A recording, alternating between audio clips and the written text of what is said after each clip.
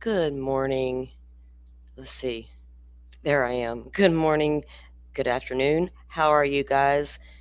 Come on in. Thank you for joining us today. Um, Getting my stuff together here. Okay, I think I'm together maybe.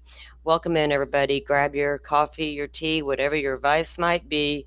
If you're having a late breakfast, brunch, lunch, we're here for it all. If you're working and listening, we certainly appreciate that. For those of you who want to chat, y'all know what we say. Join the conversation. We love that. And give the show a thumbs up if you don't mind. Welcome into my mod team. Forrest and Rachel are in the chat. Butterfly's going to join me. Having a late breakfast, brunch, lunch. My phone just kicked in on there. Anyway, Butterfly's here with us. She's going to join us this morning. So, guys, as we were live yesterday, they began to release the coroner's report, medical examiner's report in the Celeste Rivas death investigation, and we knew it would be available by the end of the day, and we do have it. We have the link and we have the PDF. It is a 26-page report. We're going to take a look at it. Also, I believe that Joseph Scott Morgan was over on with Lauren Conlon. I haven't watched it yet, but Butterfly linked me, so we're probably going to take a look at that as well. And David was due in court today, and he had waived his right to appear, but his attorneys were present. And then we just got a little bit of information on that. But before we get into it, let's get Butterfly up here with us. Make sure everybody can hear her and see her and all the things. Good morning. Good morning. Good morning. How are you? I'm good. It's been a minute since I've had you up here. We've had a I little bit know. of scheduling conflicts here and there. Like on the days I'm like, "Hey, can you join me?" She's like, "I gotta do this." So, Lots going on. Finally a break for hey, a when little while life is anyway. making us life, right? What are we gonna do? Mm-hmm. Sometimes life Exactly. demands that we life and not just come on here and talk. So, Right. mm, Glad to be here.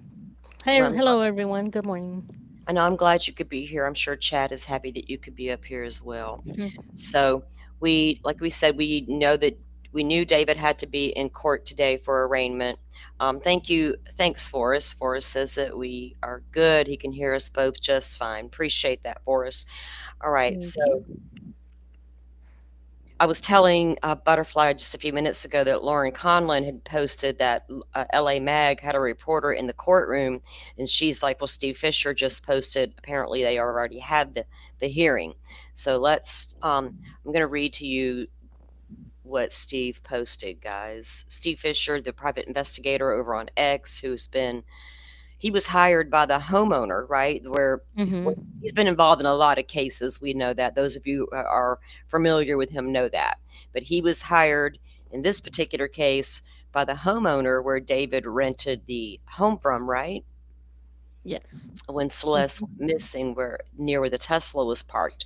So he began working for him and putting out information. So anyway, he was in court today. Let's pull up Steve's report here. Okay, so he just posted like 14 minutes ago, and it was some interesting things that he said. Um, so he says the preliminary hearing has been continued until May 1st. So we will keep that on the calendar, guys. Don't know about what time yet, televised or any of that. I, there's a pretty good chance we're going to get this televised. How we all got to watch OJ, right? They don't seem to be, unless they got crazy after OJ and they're like, oh, no more cameras in the courtroom. But Right. I haven't covered, I don't recall that being an issue in California. Okay. Matters of procedural importance were discussed today, mostly about transferring discovery from the DA office to the defense, which is always a big thing. That's one of your first things Mm-hmm. when you go and you file for discovery. But sometimes you got to handle certain discovery with kid gloves, right? Yeah. Depending on what that discovery is. So he says that items of interest that came up include David's devices. So there's multiple, and they contained a significant amount of child If I say the grown up word, I might get in trouble with the X or the one on the YouTubes. Steve even had to be X. I see that made me say that. Mhm. Child, y'all know the word. So he had some Yeah. very disgusting child images, let's put it that way, that require special handling. Now, remember, refer Yeah. back to Stefan Stearns. Mhm. Hold on, I got to give that a moment because he that one he felt it. I wanted it to really Yep. stick. Okay, so in the Stefan Stearns investigation, the prosecutor could not hand over that discovery. The defense had to make an appointment and come into the office of the DA Mhm. to review the Remember child that. CSAM material, right? So same thing Mhm. here, because once they release it, they're transmitting the CSAM, right? So Yeah, and you don't want anyone to get a hold of that either. So. exactly. If it falls into discovery, accidentally gets put into the docket and people get their hands on it, Mhm. yeah, all kind of things can happen. We've seen cases where documents go into the docket and they're like, "Oops, Pictures. hope none of y'all saw that before we took it back," right? Yeah. Mhm. Too late. Okay. So they got to figure out, of course, the handling of that. Now that's interesting, isn't it? Yep. So, Doesn't surprise me, but it's sick.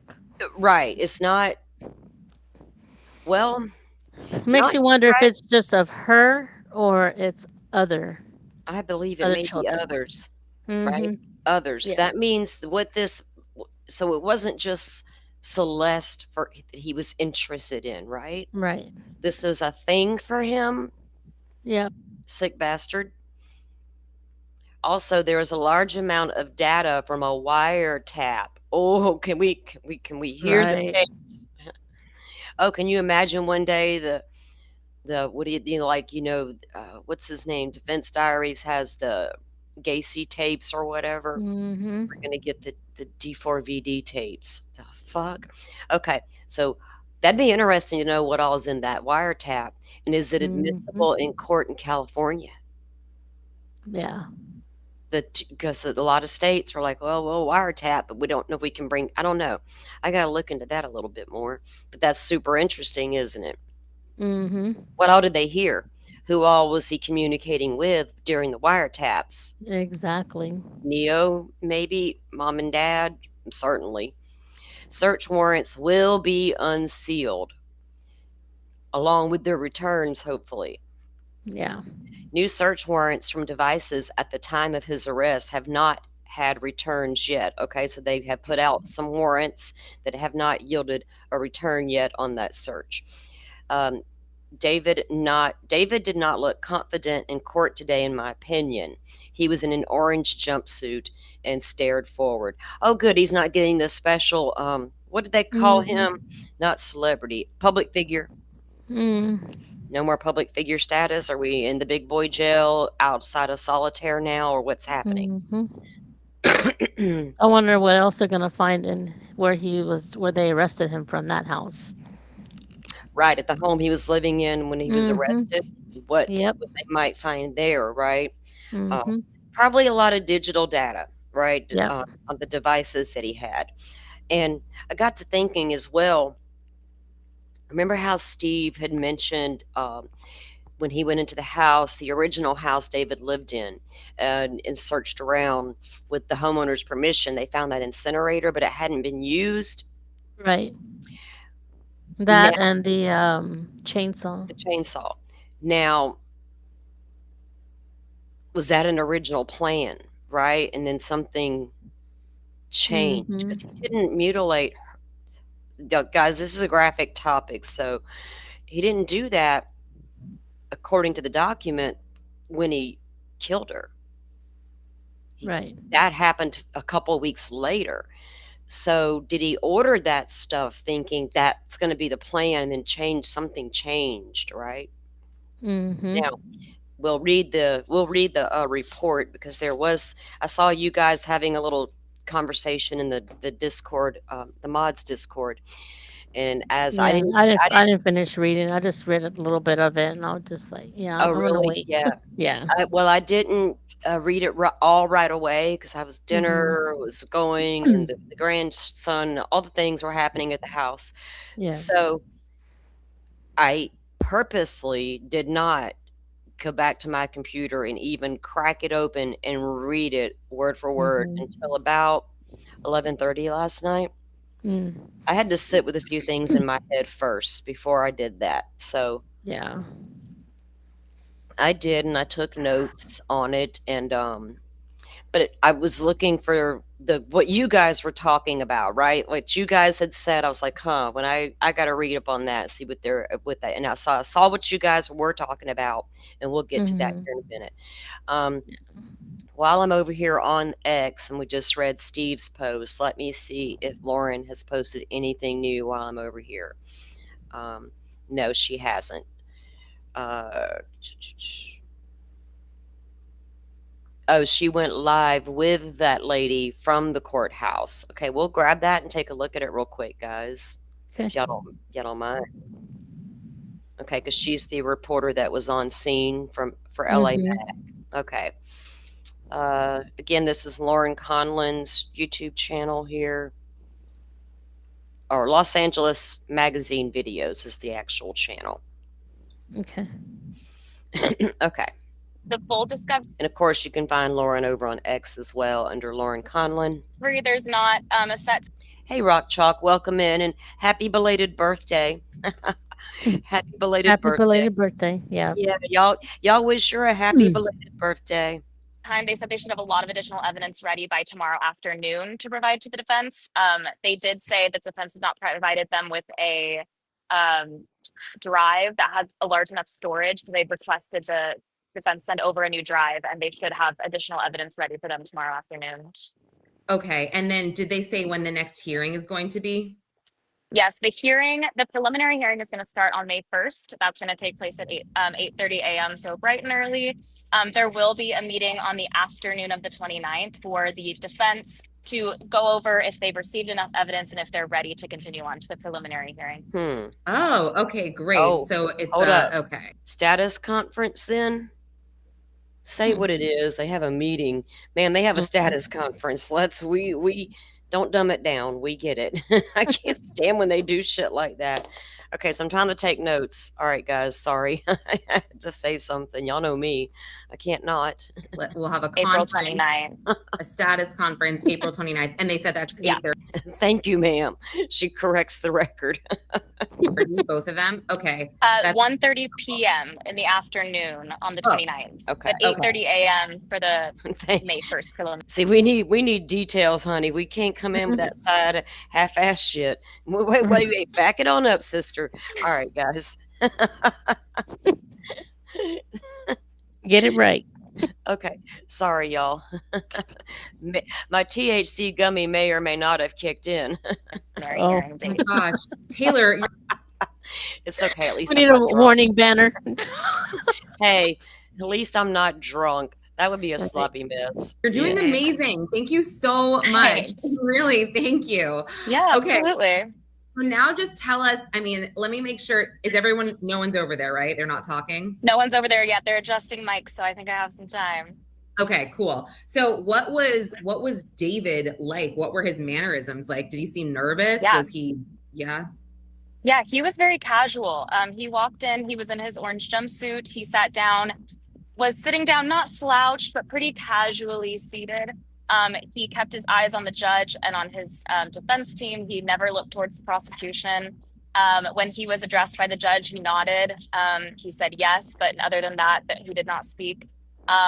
Yeah, during the hearing, he was very in attention towards the judge. But afterwards, there was a couple other things happening in the courtroom, and he was bouncing side to side, kind of rocking in his chair. Very casual. Wait, really? He was like this? Yeah, it was after. So he stayed still through the entire hearing. And then once that ended, there was a request from media to see if we could roll cameras in future trial dates. And during that, he was just kind of like side to side, a little bit of rocking, but very neutral looking face, very casual. That is so strange. Yeah. Do y'all remember Nick Reiner in that courtroom? Just a while back? What do they expect people? So even if you're a criminal and you've been charged with some hardcore nasty, bottom of the barrel shit you do to people, killing somebody. Well, what do they expect them to act like in court? Right.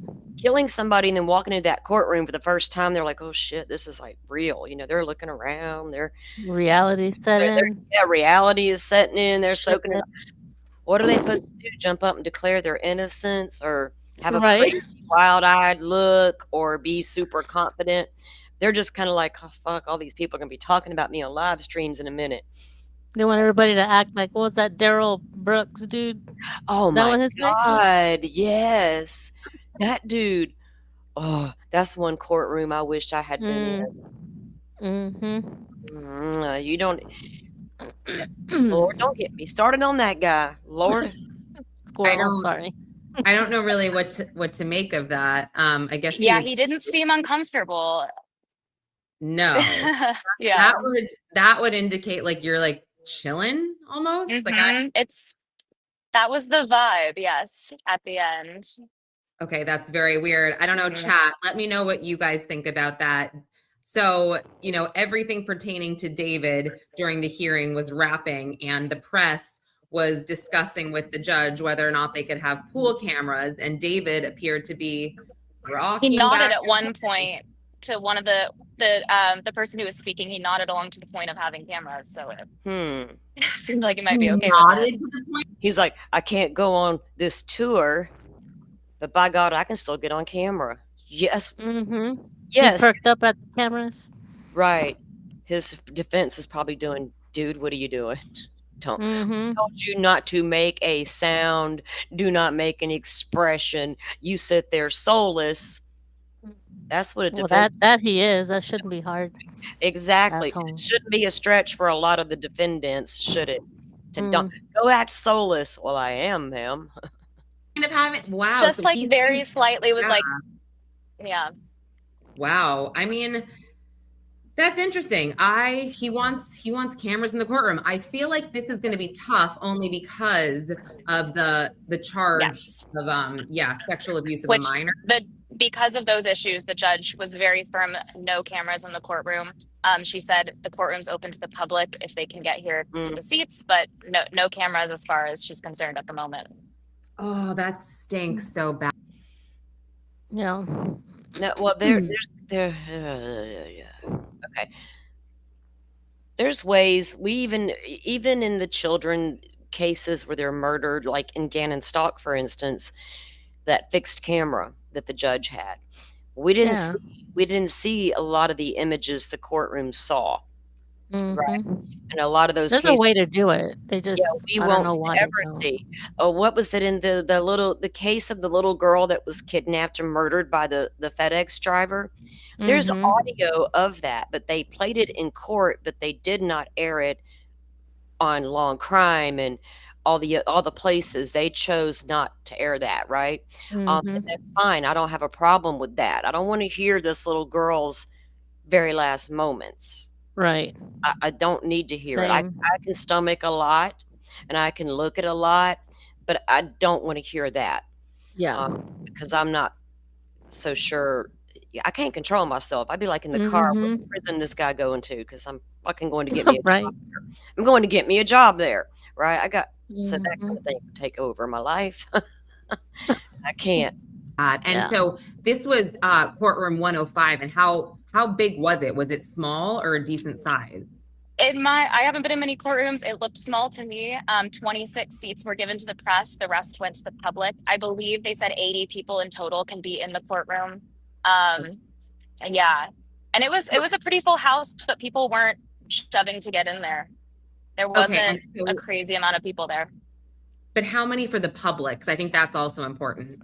Yeah, for the public, it was, I don't know if they went down because of the amount of press they allowed in. They said they overbooked themselves for press, so they allowed 26 in. It was initially 15.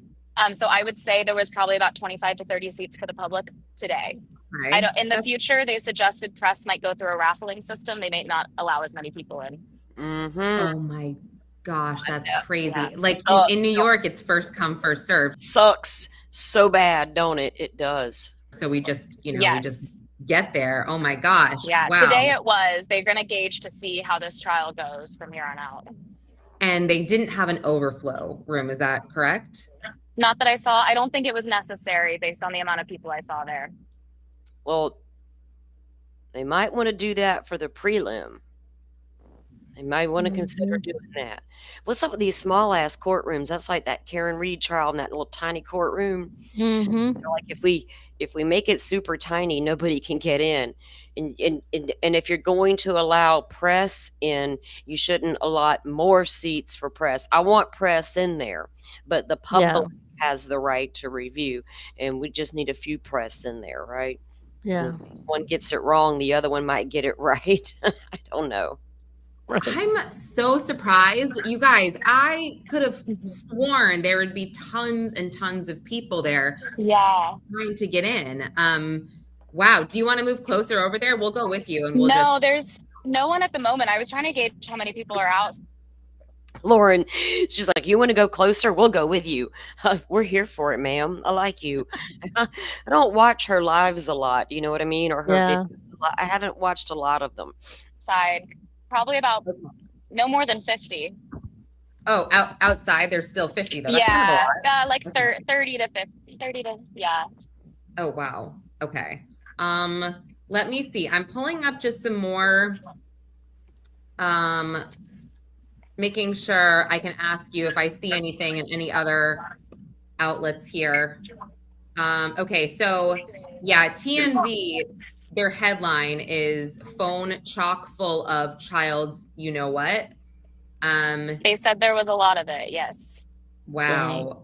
They also pointed to wiretap evidence they were working to receive, as well as a wiretap evidence. There was a third one I was missing that was important. Okay, I'll get it. Don't worry. You did great. Yeah, thank you. Mm-hmm. Okay, so it says, prosecutors revealed wiretap was involved in the investigation, but wiretap took place last year. There was no other specifics. Oh, they totally agreed with you, TMZ Taylor. They said David was calm, cool, collected, and looked kind of bored. Like that, you kind of nailed that. Like that is that's exactly. Yeah. So there are some protesters here. What are they? Protesters? Oh, good Lord. Oh, man. Weird. I don't know what they're there for yet. Well, maybe they'll elaborate here in a second. But yesterday,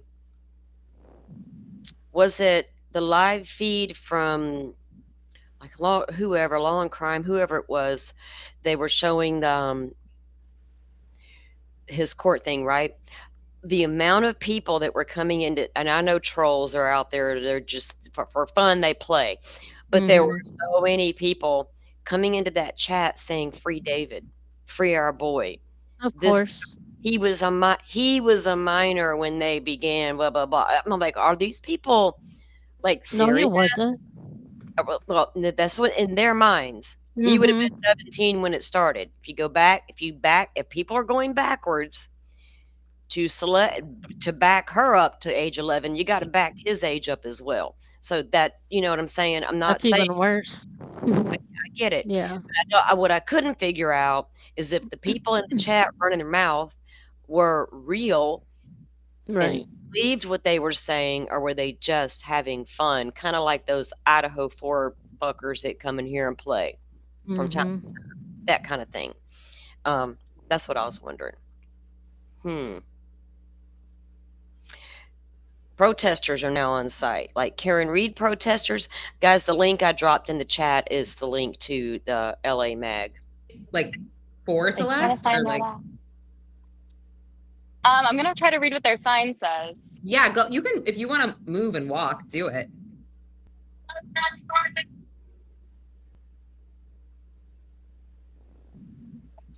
It's about a guy named Matthew. It doesn't have to do with the David case, but a guy named Matthew is a criminal is what their sign says. Okay, got it. Yeah. Perfect. And like Lauren's like, I wish I was there. She's reported there so many times, right? And Dolphin, that I see your comment there, but that it is Lauren's backyard and she's there all the time. She's just not there today. But this judge is handling it a little different because we are learning that there's a lot of CSAM on David's devices. It's a game changer. Like I said, Mhm. feel free to like walk and talk with us. If we don't see you for a minute, that's cool. We know you're Yeah. there. People were asking about the wiretap thing again, and all that was mentioned was there was a wiretap involved in the investigation, but the wiretap took place last year, as Taylor said, but there's no other there's no other information about that. That's Yeah. all we know now. Okay. A lot of hints towards evidence and not a lot of specificity today. Again, I would love to hear that wiretaps. How many different conversations? How long did they run that wiretap for? I wonder. Mhm. And it was last year, so if you look at the investigation dates, you know what I mean. It would Yeah. have been When did it stop? well, it would have been well after she was identified and all that, of course. Mhm. All roads. Until probably till he left. Like it was reported to his parents, probably. Well, from the time she was identified, right? Yeah. And where her last locations, and it come up, this guy, right? The car was registered to him. So Mhm. I wonder when the wiretaps started and how long they went on for, because you can't Right. just go in with an indefinite. You have to have your Right. perimeters, right? Specific. Yeah. Right. Yeah, you got to have, for your warrant purposes, you got to be specific on your dates. So I'm just curious as to when the wiretap occurred and who all he was communicating with during the wiretap, and what did it yield, right? Mhm. Any revealing conversations, about moving the Tesla, taking a trip to Santa Barbara, maybe purchasing an incinerator for a possible bonfire. Hell, you know what I'm saying? Yeah. Yeah, that, and guys, this is also why preliminary hearings are so important. I've been to preliminary hearings that have lasted 3 days because they actually bring witnesses in for the prelim. Because again, if someone is charged not by way of indictment, like David, they really have to get all of the evidence in to the judge so the judge can say, yes, this can move forward. So who knows? I mean, the prelim, I feel like I want to go there. Yeah, I really do. I feel like that is really important. I will camp out outside at like 5 a.m. Okay, one of the questions, I don't think this would happen, but did they bring anything up regarding other victims or anyone else? They did not, other than the evidence found on his phone, but that was it. Like the evidence found on his phone that TMZ is referring to. They didn't say how many people were involved. I mean,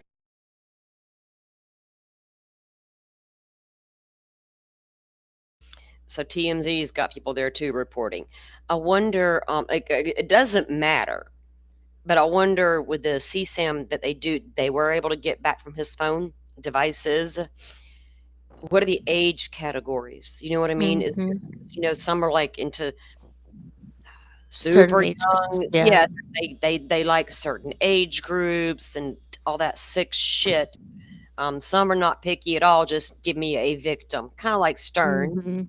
Mhm. I had my little trophy victim, and all his CSAM on Right. his phone was her, but the 35,000 was of all kinds of children, Yeah. probably various ages and things of that nature. Mhm. It's a wonder. Yeah, Dolphin's like surprised he didn't try to get rid of it, right? Even on his devices, like he didn't. There's no indication like he was doing reset the phones and all the things like Stearns was doing. We haven't seen anything like that happen.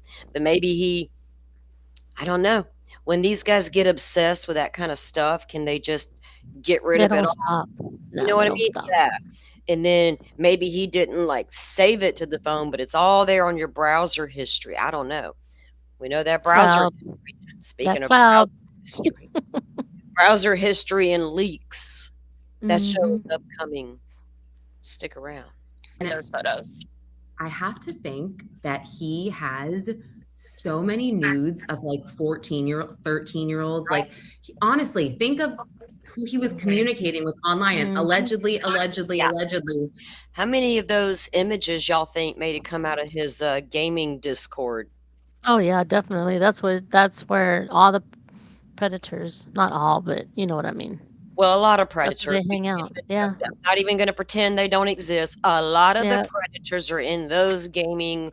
We got Mm, grown-ups mixed in with the children playing games online. It is what it is. But how many of those images was he searching online on sites and saving or viewing? But how many were sent to him by young girls he met gaming? mhm. That should be a scary warning for any parent out there.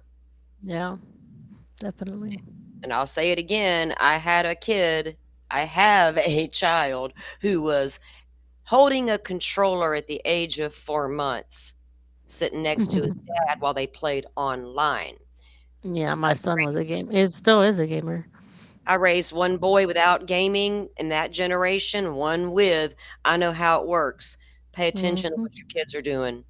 Yep. Stand outside that door and eavesdrop, and then know, hey, my kid is good. He's just cussing, but he ain't talking to weirdos. Mhm.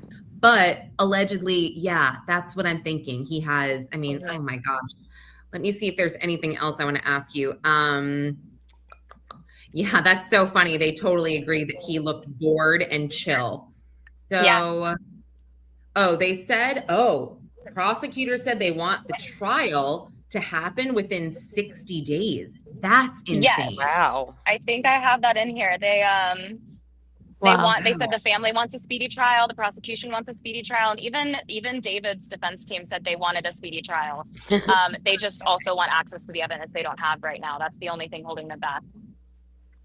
You think Wow. once they have the So, evidence, okay, will once they change? get the remainder of the Who you think did the defense? Yeah. Once they get their discovery, they're like, oh, what we put Mhm. brakes on. We might need a moment after all. Yep. To do The what? well, at the time that they requested that, they didn't even have the coroner's report, so Right. I don't know. Well, I'm things sure they're gonna always pick it apart anyway, so. look, things always change once defense Mhm. receives their first batch of discovery. How Yeah. it changes, we don't know. The next move is like a chess game. Oh yeah, well now I want this, and now I'm going to extend my time and ask for the, and that's a possibility. But also, you got to come up with what your defense is going to be. Mhm. I'm telling y'all, they're going to come out here and say he didn't cause her death. Everything that happened after mutilation of the corpse, moving the body, all those things are completely separate from how she died. Mm. Now, that's the only defense they got. Yeah. And if they got evidence of him in the Tesla, moving the Tesla, wiretapped conversations about what he did after the fact, were there any conversations about how she passed? If And we there's don't nothing know what the Tesla caught, if their cameras were active. those cameras saw, all of that, Mhm. right? But all the discovery comes in and say you got all the data from the car, all the data from the devices. What shows you he caused the wounds according to the autopsy that killed her? Um, Mhm. of course we think he did it. Of course I think he did it. But as a defense attorney, you got to put yourself in. Sometimes you got to put your mind into the mind of the killer. Right. Sometimes you got to put it in the mind of the prosecution, and sometimes you got to put it in the mind of the defense. None of these guys deserve a great defense, but under the Constitution, they absolutely do. What kind of Mhm. defense would you have? My guy didn't cause the death. He made a mistake after the death and did all this unnecessary shit. But then who did, right? Then who did? Are they going to Mhm. say she did it to herself? Kind of Oh, yeah, she just like ran Ellen. into a this chainsaw. Well, chainsaw didn't kill her. I understand. Yeah, I know. Yeah, I'm the just chainsaw came being after the death. yeah. That's what I'm saying. He may have been guilty Mhm. of this, and this after her death, but he didn't cause her death. I don't know that they will come out and say that, but I don't know Yeah. what else they got. Are they going to come out and say, okay, he did do all of this, but here's why? He should have been on medication and he wasn't. He was undiagnosed. What are we doing? You know, They're gonna I, pull that card. Of course, they got all the Mhm. cards. They got to pull all the cards they can, Butterfly, Yeah. until something, until the judge goes, okay, wait a minute. On a legal standpoint, you may have something here. Until that happens, right? I don't know. Mm. I don't know, guys. Yeah. Evidence, they should be good to go. Guys, that's a big Yeah. deal. And you know what?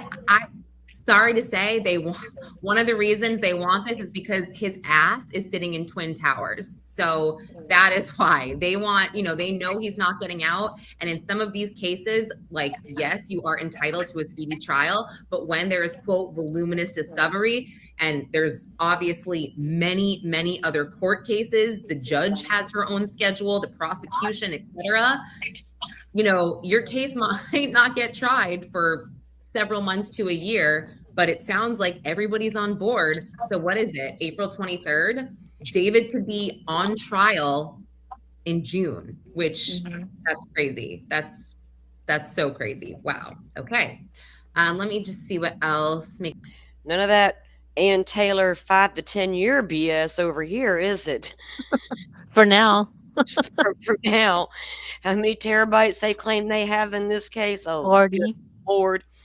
They need to hire a whole ass department to do, I'm telling you, Lord, the public defender's office needs some funding to help go through all those terabytes, and all those privately paid attorneys they need to get a bigger office with a whole department to go through terabytes. Okay. Mhm. All right. Making sure. Agree, Dolphin. I mean, I think that you pretty much covered everything, Taylor. Thank you. Yeah, of course. Wow. I'll This be was hanging out literally, to see if anyone comes out. yeah, and I was going to say this was your first time covering a court hearing. So you guys make sure Yes. you guys give Taylor all the props in the world, and also you can follow her on Instagram. Her Instagram is it's At it's her Taylor name. Parise. Yes. Yes, Taylor. Okay, that was Taylor's first time at the courthouse. And she got some pointers from Miss Lauren here, who's like, I'm a seasoned pro. Move, run with the camera. Go look over there. What are they saying? Eavesdrop, honey. Lauren's like, I'm going to be there for that prelim. I'll camp out. Y'all get out of the way, Right. bitches. Here I come. Oh, I wonder if she'll get a line holder. Like, never mind. I was just gonna say that. I was gonna say You and I can be so shady secretly. Well, it may not be a secret after all, but we you know, really say, are. let me show you how it's done, woman. Okay.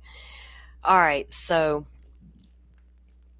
we'll have to keep our eye on that, guys. What do y'all think? Do y'all think they'll get this speedy trial underway within 60 days and see a June trial? A prelim popping off soon. What, on the May 1st, 8:30 a.m. is the scheduled preliminary at the moment, with the status conference scheduled for the 29th. If it goes as scheduled, I'll be really surprised. Oh yeah. None of these things, I will too, because none of them ever really go according to schedule or go quickly. There's always something. Even if they do want their speedy trial, it still can be a That's minute. the plan till they start seeing all the discovery and Well, I think yeah, things because come up and his attorney said he's not guilty, but she might change her mind. She might reserve the right to change her mind. She didn't say that, but I think she meant that. yeah. Yep. Yeah. 3 months to go through 40 terabytes. Well, you know what? Like I said, that has become the standard complaint lately. I saw it. Well, we all saw it with Idaho 4. I saw it. Rachel, you saw it with the Delphi case. Now they got a bunch of terabytes to go through, and they were already complaining about it before Ann Taylor ever filed her first. I got a bunch of terabytes to go through, and I thought, man, lady, are you secretly side-eyeing the Delphi case? Because every time I turn around, you got a new filing similar to what they've been trying, right? But I'll be right back.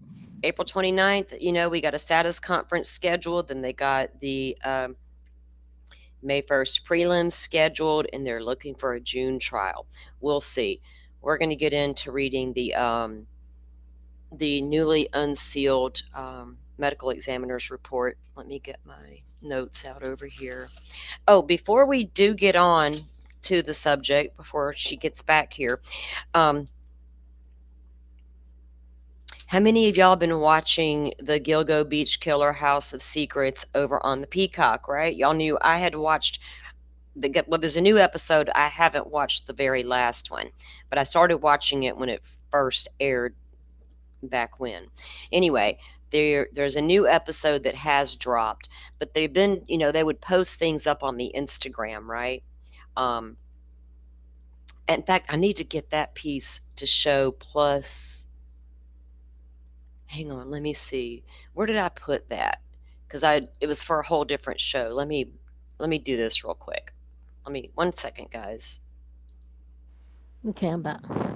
I'm looking for, before we move on to reading the document, I'm going to move into Rex Heuermann's wife. Let's see. Boy. Which I'm looking for the piece, though, where she's like, when he tells her did it. Where did it go? And maybe in this piece. Before I read that part. Hold on 1 second, guys. Mm-hmm.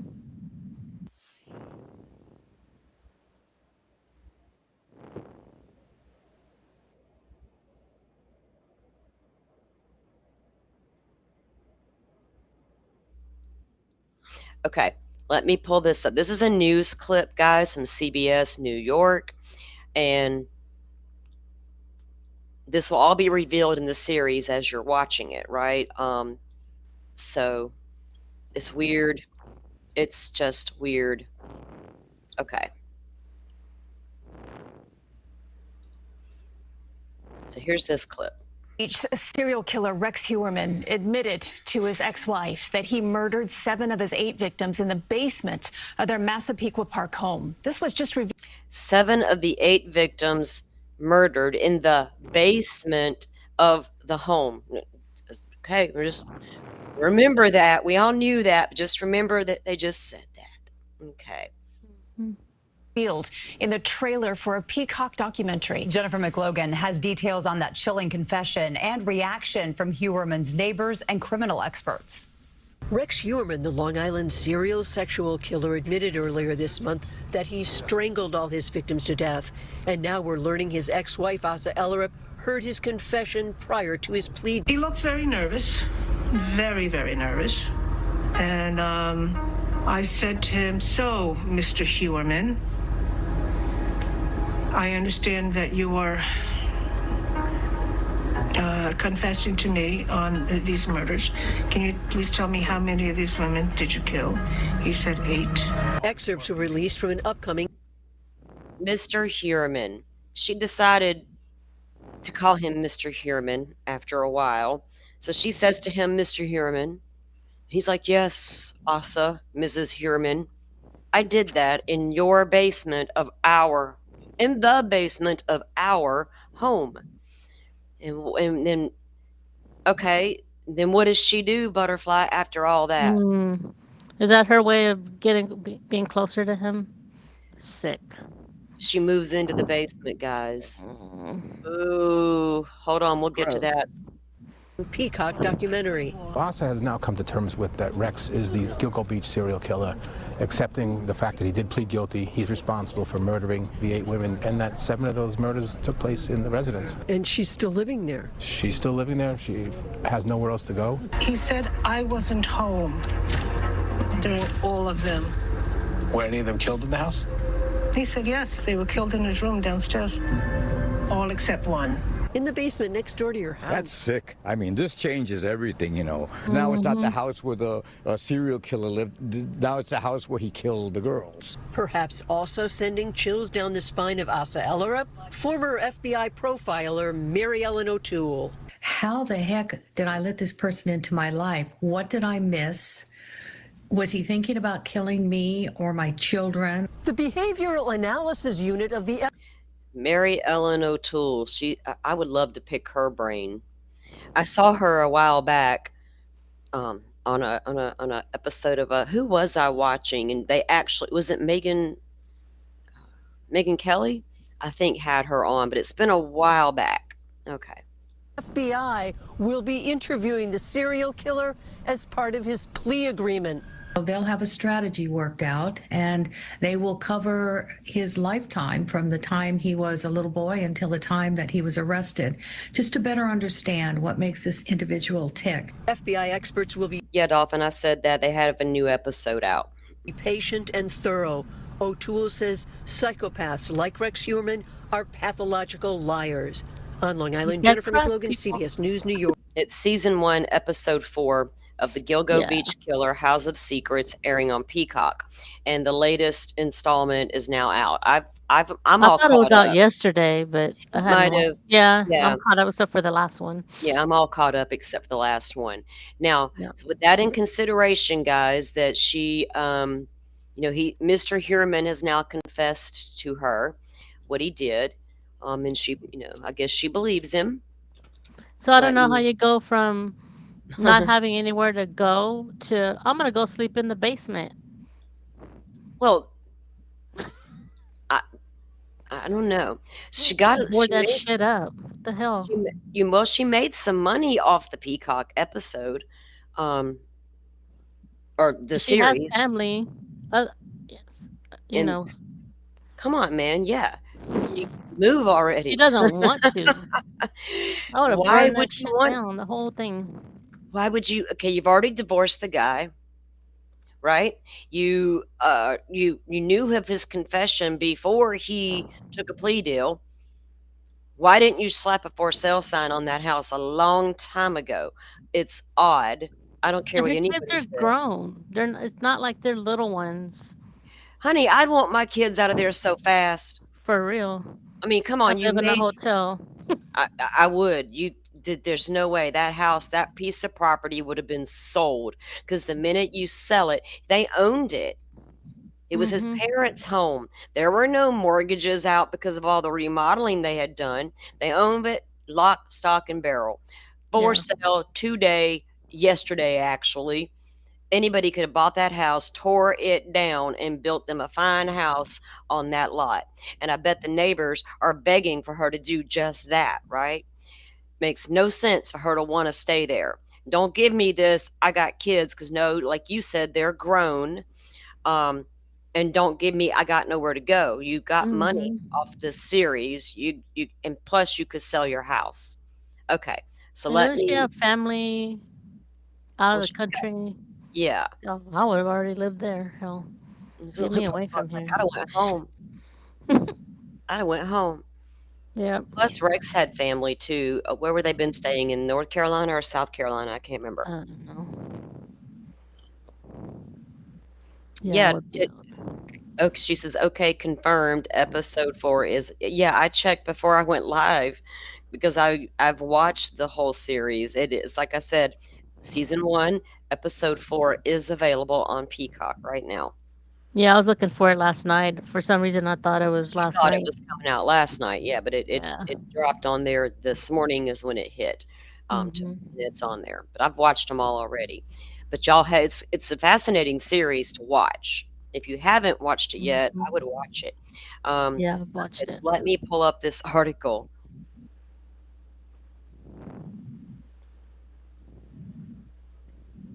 Okay. The ex-wife of Gilgo Beach, this is from Daily Mail. The ex-wife of Gilgo Beach serial killer Rex Heuermann has moved her bedroom into the kill room, where he tortured, murdered, and dismembered several of his victims inside their family home.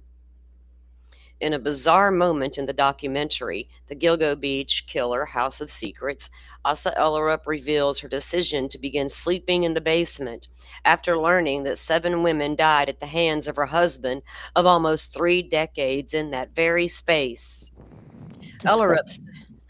Ellerup says she wants to show how sorry she is for the victims, but also wants to get to know the other side of the man she loves. The Ugh. savage hunted and murdered vulnerable women for 7. Oh my God. Mm-hmm. Can the UAB talk to her as well? UAB. Well, she's not helping her case. BAU. People accusing her of knowing what was going on. This doesn't help her case at all. Oh, nothing was gonna help her case in my eyes at this point. Yep. I've been side-eyeing her Yep.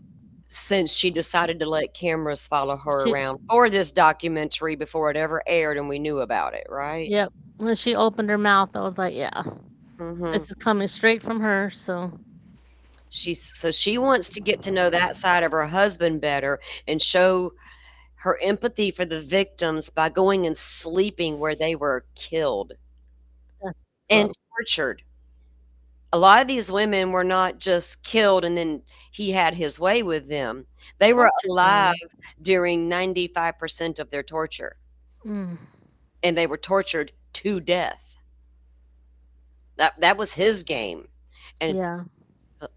this is like Rex Sherman. He liked to cut people. Brian Koberger liked to cut people. David liked to cut people. We should not be shocked that happens. It's a very intimate Mm-hmm. way to kill. I'm not shocked that David chose to use this mechanism to kill Celeste. It's very intimate. That was his little prize toy, just like Madeline was for Stefan Stearns. Mm-hmm. That's all she was in his eyes. My little toy. Forest. What's Forrest saying? It It is. Agree. is. Oh God. This is weird, y'all. What do y'all think? Would you do that? I highly doubt she was out of town every single time. Not if she's Like like we were saying, she's probably peeking through that door. watching. Mm-hmm. We already know from a deposition from that other lady, right, well, that one attorney, has a deposition from a lady who says they got the name out of the bar from the swingers bar, and when they go to the location, it's Rex Heuermann's house. And when they go inside, Asa Ellerup is sitting right there, fully aware they're all about to have a swinger moment together. But she didn't want to participate because the girl that came with them was a black girl. She had a problem with that. She's disgusting. You're okay with that lifestyle and you participate in it, but you had nothing to do with what was going on in the kill room that you now want to sleep in. You weird bitch. Yep. Okay. She says, I'm processing the information in a very different way because now I see evil in him. Now I'm processing the information in a different way. So before he confessed, how was she processing the So information? she loves him even more now because I turned her on. But before she processed him as a possible pack of lies, and then he says, no, I did it, Asa. And she's like, oh, now you're evil. Now she's got to process it differently. Wow. The show reveals that Ellerup moved into the basement room 1 month before Heuermann changed his plea to guilty for the murders of 7 women and admitted to the murder of an 8th during a court hearing in Suffolk County. That is so freaking sick. Yep. Okay, y'all, it's bad enough to figure out or surprise your husband's a serial killer. Mm-hmm. Oh, wow, I didn't know that. In my basement, I'm gonna go sleep down there. Fuck it. What? Right. Oh, But I didn't know nothing, and I want people to believe that I didn't know anything. please Bullshit. believe me. And I'm sleeping down there to gain the empathy. Lady, if you're an empath, you don't got to go sleep in that basement. Just being in that house alone, if you Oh are yeah. a true empath, would have got a vibe so bad in that house 20 years ago, she'd have ran for her life and never looked back. She didn't want to. She ain't got an empathetic bone in her body. She's all about herself. I need to stay here. I'm kind of like a Oh mail look, order now I can bride. make money off of it. Was she a mail order bride?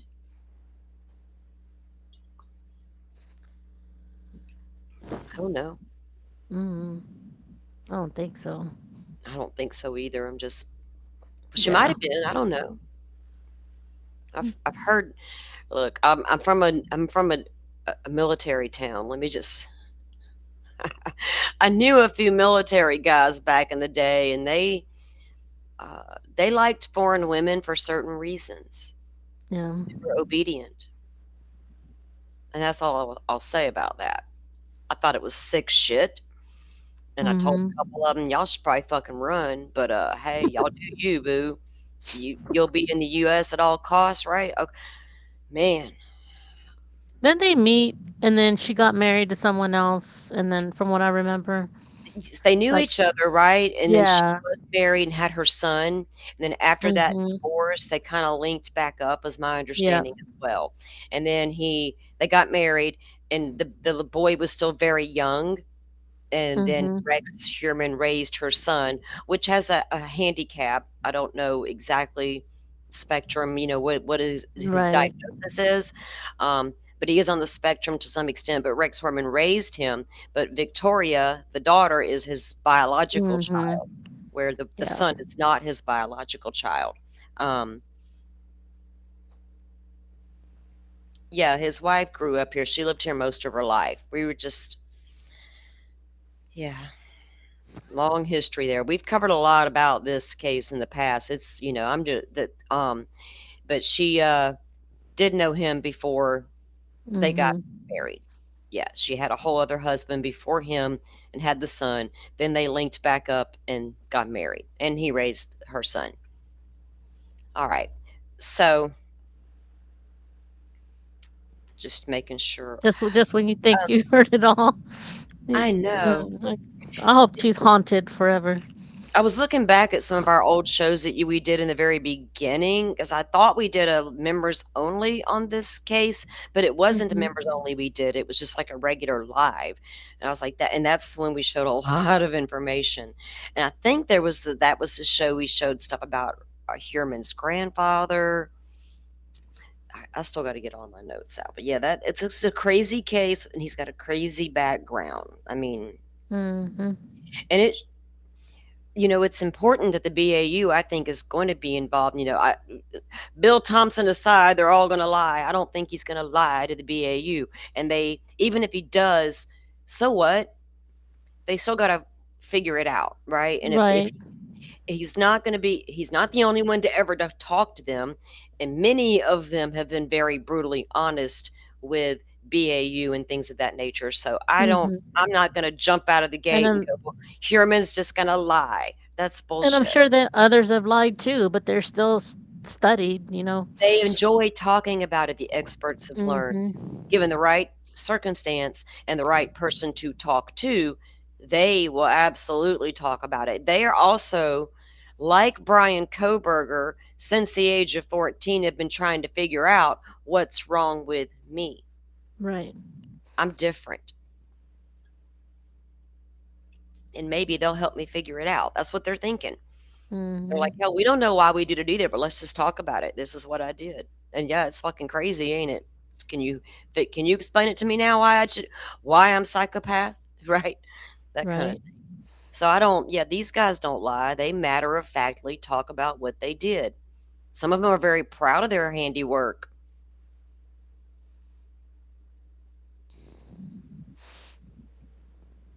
Very proud of it. Yep. Okay, so we do have the medical examiner's report, guys. When I get off the live today, I've got a pretty relaxed evening planned. I've got about 4 things I need to review, and I'm taking some notes on because I got a debunking show to get to. It might be a little fun. I haven't done it in a while. I don't know why it's intriguing me when it probably shouldn't, but it is. So anyway, I'm in deep. Is it Idaho or is it Idaho? Is it I think I know who the leaker is. Uh-oh. Maybe. Okay. I don't have a name yet, but I have my suspicions. And I'm here for it because I've been bored lately. Nothing happening in the Nancy Guthrie case. Actually, there is a whole thing happening that I privately have been consuming, and I'm getting that together as well. Okay. See, I'm also a true crime consumer just like y'all. I like to sometimes to just be a community member. Sometimes I like just doing that. I'm like, I don't want to do all the things today. I just want to go listen and let somebody else do the work. But I'm very selective about what I listen to. Okay. Yeah. Let me get this report pulled up.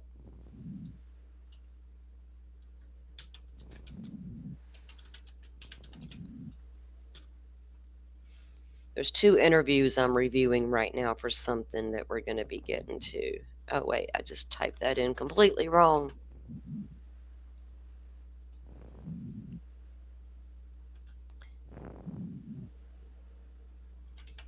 So you said you just read some of it, right? You didn't read the whole thing? Yeah. Okay.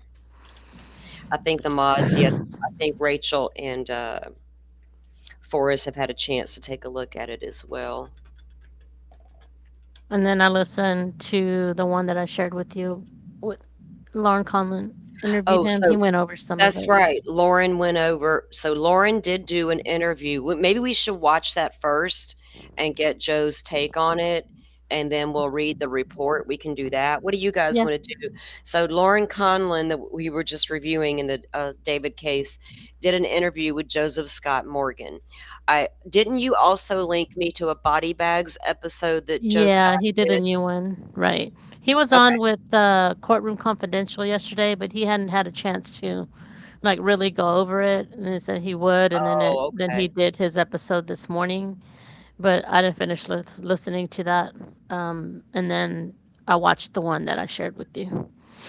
So he went over Okay, so some of Joe that too. Scott did a body bags episode where he breaks down his take on the report, and then Lauren Conlon also dropped a video where she interviews Joe Scott about the report.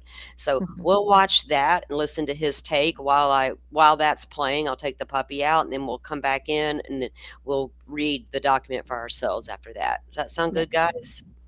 Yep. I'll be back too. Okay. And then I'll take some notes, listen, because I read the whole report and I just want to see what Joe has to say as well.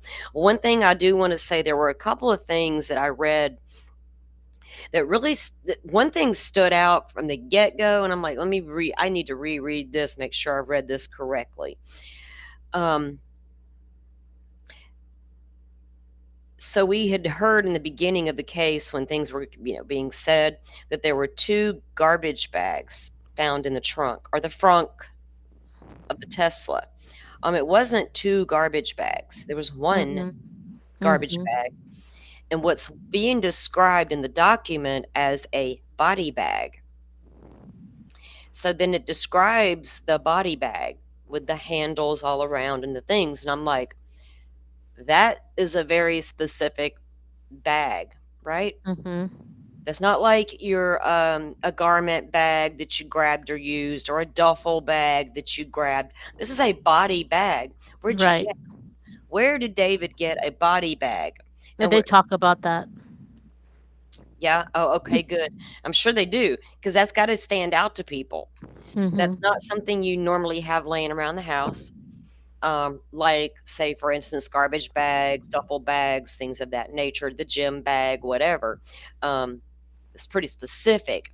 Do you run down to the thrift store to get your vintage clothes and like, oh, look, a body bag, I'm going to take that Right. too? Could it have been a prop for one of his weird ass dark Well, videos? well, that's what everything is an excuse for everything that they're finding. It's a prop for his video. Well, we don't Okay, know. well, he got it from somewhere. But Yeah.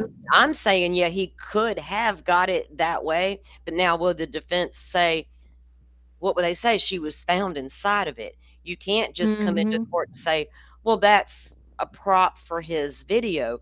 But how did she get inside of the prop? We don't care Right. where the point, you know what I'm saying? So that's Mhm. like a mute subject And almost.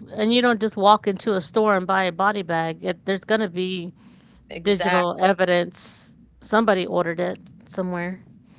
Exactly. And you can say all day long, and you can even show proof that he had it for the video set or whatever. But it was still used in that manner. But it's got her in the her body is in it, sir, in your front. Did you do that, or did Neo, or just, I'm not trying to name names and get in trouble. All right, let me because he's cooperative right now. And only one person incarcerated, but you know, David could point fingers at another person's. All I'm saying. Let me rephrase the way I said that. David could accuse, not me. Yeah. I don't know nothing. I know nothing. Okay, let me get this. Okay, I'll be back. Okay, so this dropped 3 hours ago, guys.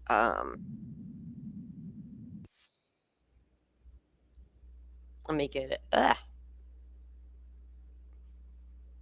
Okay, again, this is LA Mag over on YouTube. The link I dropped you earlier is a link to that particular video, but you can go to the channel there and find this particular video. Let me get everything set up here. Okay.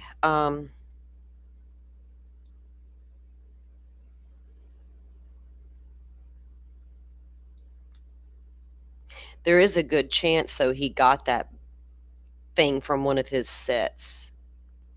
Not like that's an excuse for anything, because I've been trying to figure out where the hell this guy get something like that. Where would he have gotten it? Oh, yeah, wait. His weird-ass videos came to mind, right? Dark theater.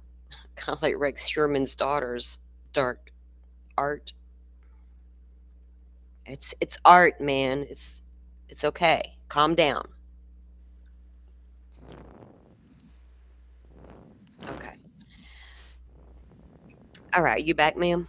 Yeah, I'm back. All right, guys, this is the interview with Joe Scott with Lauren Conlon over there. I'm going to let it play. I'm going to mute and take the puppy out real quick, and I'll be back in a moment.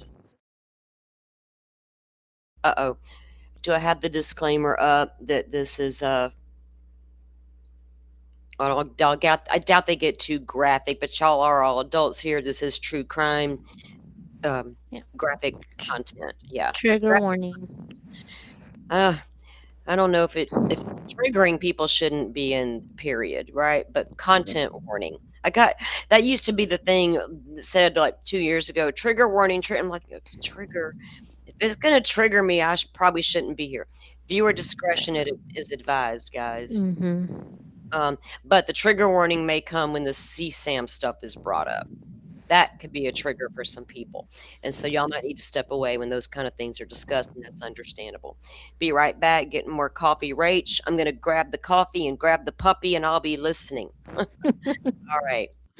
Me too. I'll be here. Wherever you get your podcasts, it was very important to me when Celeste Rivas Hernandez's Autopsy was released. It was really important to me to speak to Joe so he could break things down for us. Joe, thank you so much for being here. Of course. Yeah. You bet, Lauren. It's always a pleasure to talk to you. Well, thank you. You know, now we know that her cause of death is listed by 2 penetration wounds, I believe is what the term is, which is stab wounds, essentially. Yes. Just overall, how bad was this autopsy report? From, you know, you read a lot of these, you do this for a living. How bad was this? Okay. Well, first off, the autopsy report was good, technically. Sorry, if you know what I mean. Like, no. I know what you're saying. I just sorry. No, that's okay. But what we discovered, and there's a lot to learn from this. What we discovered is our worst thoughts have come to fruition here relative to, you know, what happened to this child. I want to hang on that word. Yeah. This is a child. And yeah, you're right, Lauren. She's got 2 penetrating injuries. Okay. Now I know that some people, there's going to be a massive confusion, but if I can just lay this out so people will understand, because you've got a sharp instrument that has been used. Okay. It's non-specific. They don't say. They talk about how the margins are kind of clean. on both of these injuries. They sound like stab wounds, okay, from what they're saying. Now, what areas of the body do they affect? Okay, well, so if everybody will find the intercostal space on the left side of their body, okay? So, and this is the left lateral chest. So the intercostal space is between each rib. So if you've ever worked out and you've pulled an intercostal muscle, it's one of the most painful things you can. So this blade, which I think it was, passed through that in between two ribs. I've got more to say about that in a second. Oh my God, that's awful. When you do it like that. Okay, sorry, continue. No, it's right there. I just want folks to understand, because this autopsy report is very disorienting. This is like if you were to try to do this like in tears. This is pro-level autopsy because of decomposition. And so you really have to follow this very carefully. So switching to the other injury, if people will find their rib cage on the right-hand side and where it ends, okay? So you can feel that kind of hard margin down at the bottom. Yeah. You go below that, you're right on top of your liver right there. That's where the other insult went in. Why is that important? Well, it's important because probably next to the brain, the liver is the most vascular organ in the body. Okay. So that means that it's got a lot of vessels running through it. And, Lauren, I got to tell you, if that's the coup de grace, all right, this was not a quick death. Okay. Because if that's the only fatal injury, and again, it's kind of hard to tell because of decomposition, this would be a bleed out injury where she would have bled into obviously into the surrounding tissue around the liver, but also into her abdomen. The left injury,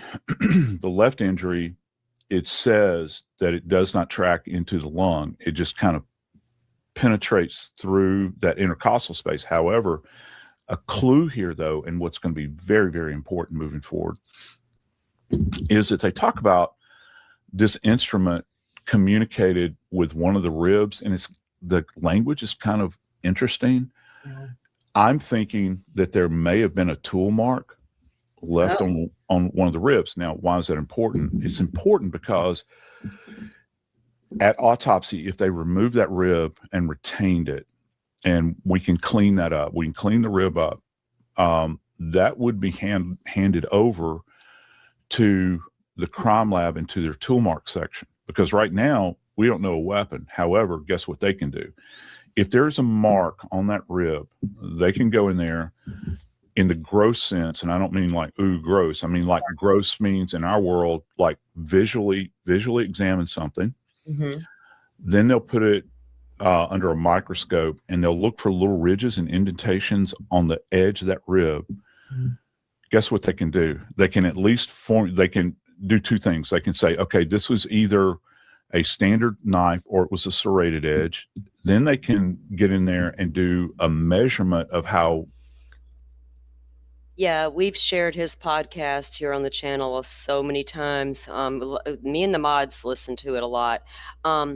So yeah, Joseph Scott does plan to start airing, because his YouTubes right now it's like the podcast version for YouTube. I'm just curious, is old Dave going to be on there with him? His co-host on his podcast is the Dave from Nancy Grace, the white-haired producer guy y'all always see. Listen to the voice and you'll know for sure.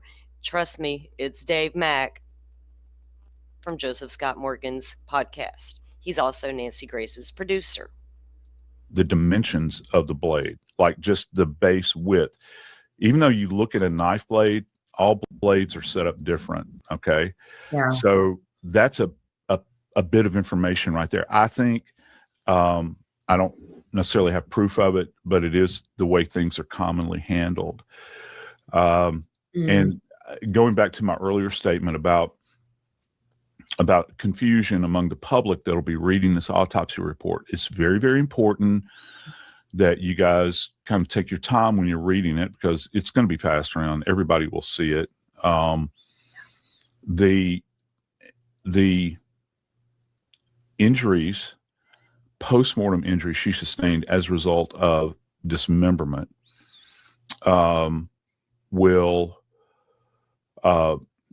they should not be confused with the knife injuries, and it's not the same instrument. They're talking about you've got one that is 9 inches below the top of the shoulder, which means, and then the other one is 6 inches, which to me indicates that this is a sign of somebody that has no anatomical training. It's done, I wouldn't say in a fevered manner, but it's a very highly disorganized, because you're going into what's referred to as mid shaft. And that's the toughest thing to do, particularly if you don't have the right tools, because sorry to interrupt you, to tell what tools were used to dismember or sever the limbs. Good question.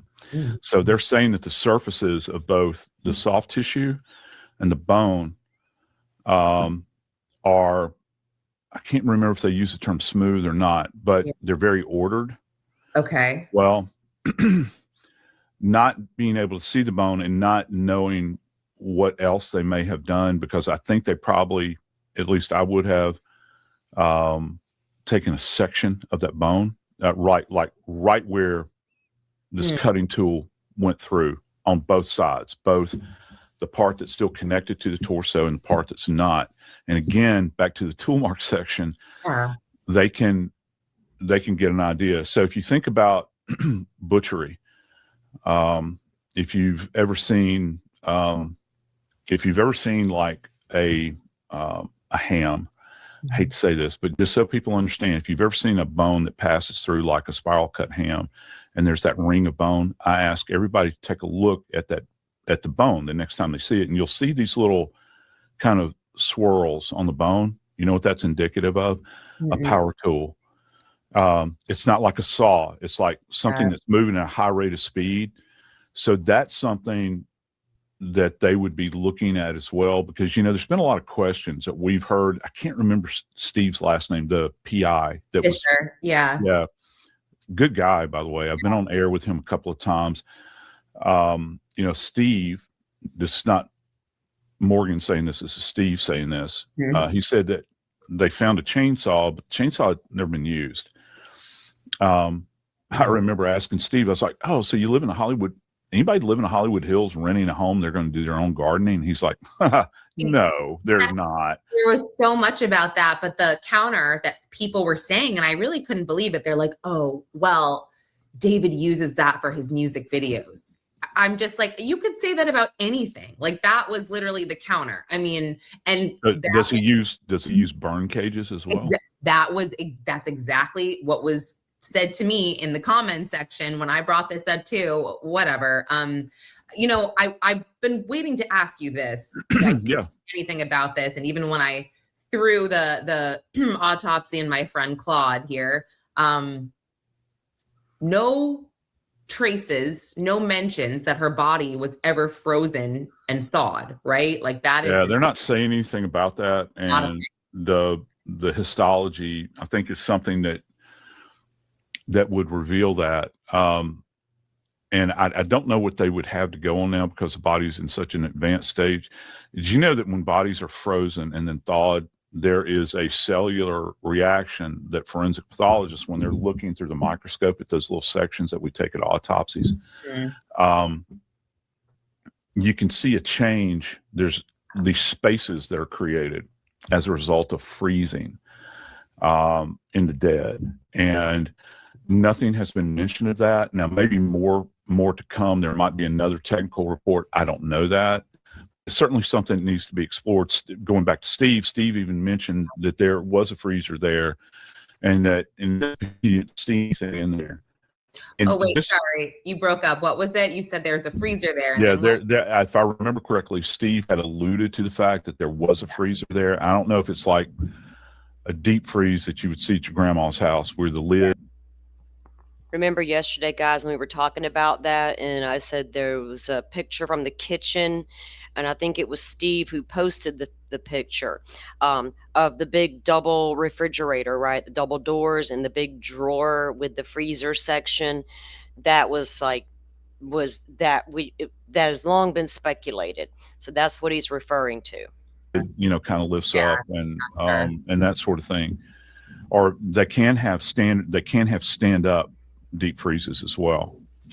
But Steve says that he's a great guy, but he's not a criminalist. So I don't know if they retained that and did trace evidence on it. Yeah. Here's one other thing that's it's fascinating and it's a bit puzzling.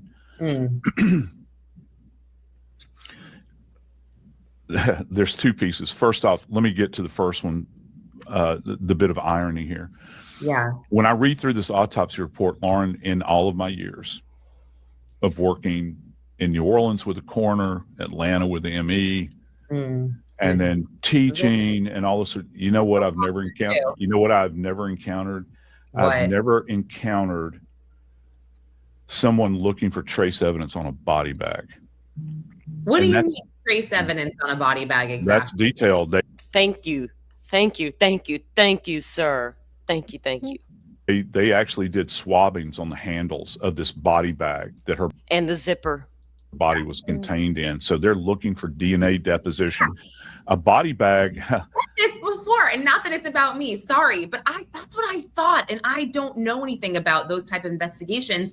I thought for sure there would be DNA all over that bag, and they're looking for it. I don't know that they have it, and they retain that. Okay, so let me tell you what it says. Yeah. A standard, and they described this thing, in that earlier report that came out, what was it, like a month and a half ago, where they were having that hearing, they referred to a cadaver bag, and I'm thinking, who the hell says cadaver bag? Because it's just not something, that I use, that you use in the industry. But just so you understand, if you've never seen an actual body bag, this large black body bag that they're talking about, and they describe it to a T, it's the same kind of bag you would have at a coroner or medical examiner's office. First off, I'm wondering, how many body bags does he have? Does he have a couple back on the back shelf? And I'm sure that people say, you don't understand, he's an artist and he has these in his, very soulful videos. Yeah. He's got a body bag and there's a child's body in it. Ugh. Period, end of paragraph. I don't care about his creativity. Exactly. Okay, so back to the body bag. Like, whether or not you use it for your videos, this is not a video. There is a child. No, this is reality. So Yeah. So the body bag has 6 handles, and they're nylon, and they're rather coarse. So they've gone around and they've swabbed each one of these handles. They've also swabbed the zipper on the body bag. Now, whether or not that will produce any kind of molecular. Well, it was the person barehanded. Did they wear a glove? Did they think about it when they went and grabbed it offset and took it to the house because they might use it? Because that was my first thought when they swapped. That's crime scene type stuff, right? And there's a different way. California have these, and we'll get into it in the report. So the guys that show up, right? They have some criminology background. And so, it made perfect sense. Before we disturb anything, let's swab this stuff, right? They said they swabbed all the handles, because there's handles all the way around this bag, and they swabbed the zipper. And I knew right away that wasn't because there was a body inside. It was because they're trying to figure out who touched this bag, right? Any evidence we can collect that way. That was a very smart move. Because that could have been that could have been disturbed and lost so quickly. Contaminated, you know what I mean? Yeah, because I doubt they used gloves from when they first received it. You know what I mean? Like they weren't thinking about it back then. No, well, it depends. So we got it is sitting in a junkyard, right, or the impound yard, or whatever, and the employees smell the smell. They're probably not opening the bag. Yeah. They're calling the authorities. Hopefully, when a cop arrives, he knows I better not touch this bag barehanded. So I don't think maybe there probably wasn't a lot of bare hands touching it once it was discovered. Right. And if you did get an employee touch it foolishly, you could easily rule them out. You can get their swab, right, for comparison, because they have to do that when you're trying to weed out whose DNA is there. Mm-hmm. There would have been an unknown, and they could have compared and said, okay, that did match Right. the employee. So, but that's what they were doing. What it yielded, we don't know. So interesting if it did. Like, I don't, expect a fingerprint to be there. I'm not, was been that shrunk for a long time. But skin cells, things of that nature, and can you get a good, solid profile, if at all? So, Right. we'll have to stay tuned. Evidence, for DNA. And, who's to say that somebody didn't wear gloves? I don't know if they did or not when they're moving this about. But we don't know anything anymore. When you leave this in your own car, registered to yourself, after all that, we're going to assume that maybe you're dumb and those around you are dumber. Yeah. Here's my thing. In addition to never having heard of a body bag being swapped for something, which they did, and that's cool because it's part of it, I've never come across a case in my memory where the DA is. Yes, Dolphin, we agree that they will say the defense can walk into court all day long. Now, if I'm the prosecutor today, I expect them to walk in here and tell me, well, that was from the set of his. Okay, yeah, but how did it get in the frunk with a body inside, right? So you got that too. You can explain away where it come from, because I expect it came from somewhere like that. But as the prosecutor, explain to me how she got inside of it and then it got in his frunk, right? So I don't know how strong that would be for the defense, right? Other than saying, well, that's where he got it. Or would that incriminate him worse to say, well, we know where he got it. He had access to it because of this reason. So it could it could work in their favor, and it could also backfire right in their face, in my opinion. Saying, okay, she disappeared and died due to luring on the 23rd. I know. And then they're saying that she was dismembered on the 5th of May. This is the first page. You saw this, right? It says date of injury unknown. I noticed that too, ma'am. It's right here in my notes as they start out. And I went through the whole 26-page report and took notes. This is the third line down right here. Yes. Okay. And that's coming from the ME, because this document is not generated by the prosecutor. Yeah. They know something that I think, and again, people have said, well, they've got the electronics. I got to tell you, my money right now, I don't know it, but my money right now is somebody's rolling over on this. Somebody has made some kind of statement. They made some kind of comment, because this is very specific information. But here's the problem, Lauren, and it's a problem, but it's also, it has value for us forensically. If she died on the 23rd, all right, and she's not dismembered until the 5th of May, something has to be done with the body. So that's where I think insects are going to come in here.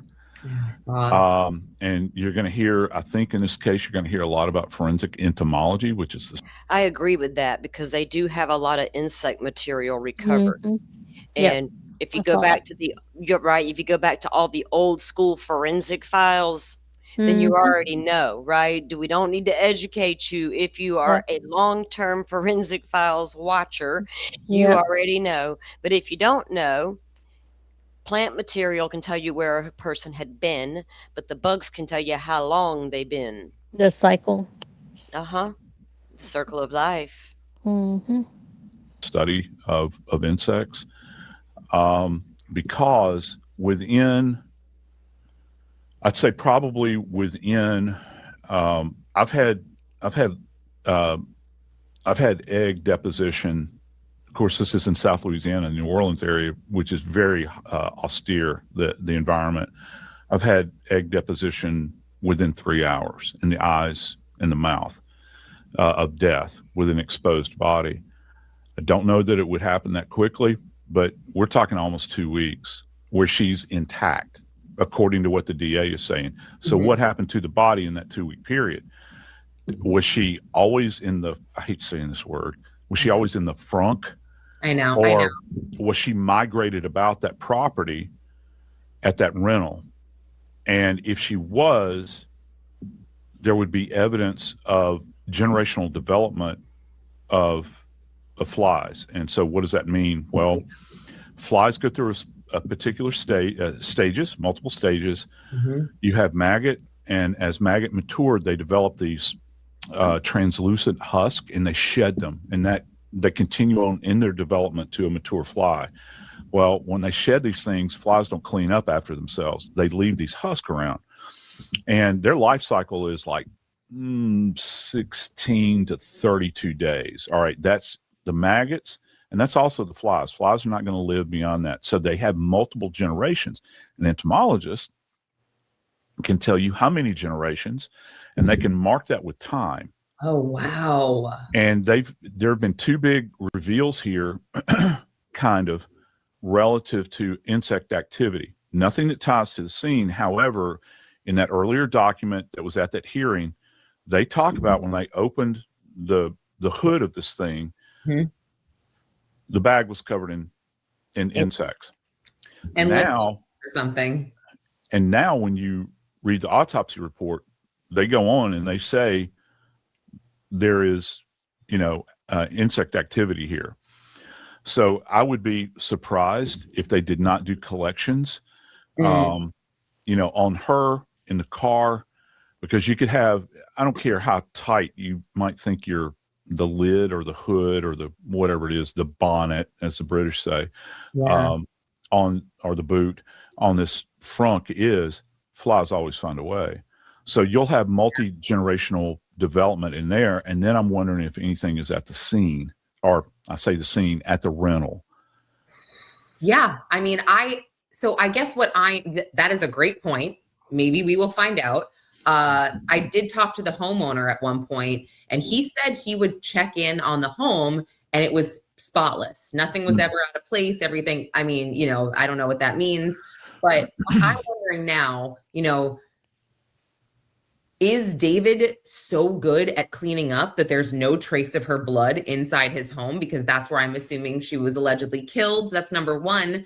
Number two, I mean, if she bled out, which is awful, like what? I think that, well, in my experience with this kind of injury, believe it or not, there is a possibility that you would only have a marginal amount of blood outside of the body. Most of the time when you get an insult to the liver, you die of internal bleeding.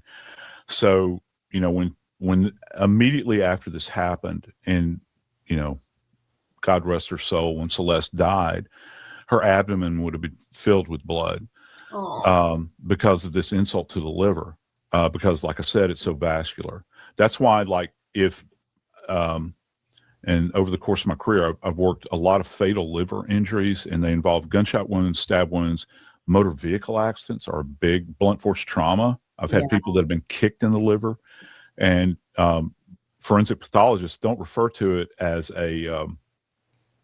it's the one organ in the body. They use the term fracturing. They'll say that there is a liver fracture. Isn't that fascinating? Because of the way the liver is made up, it'll spiderweb kind of with blunt force impact. Now, we don't have that here. We have sharp force injury, but still that blood's got to go somewhere, and you've only got this tiny little slit.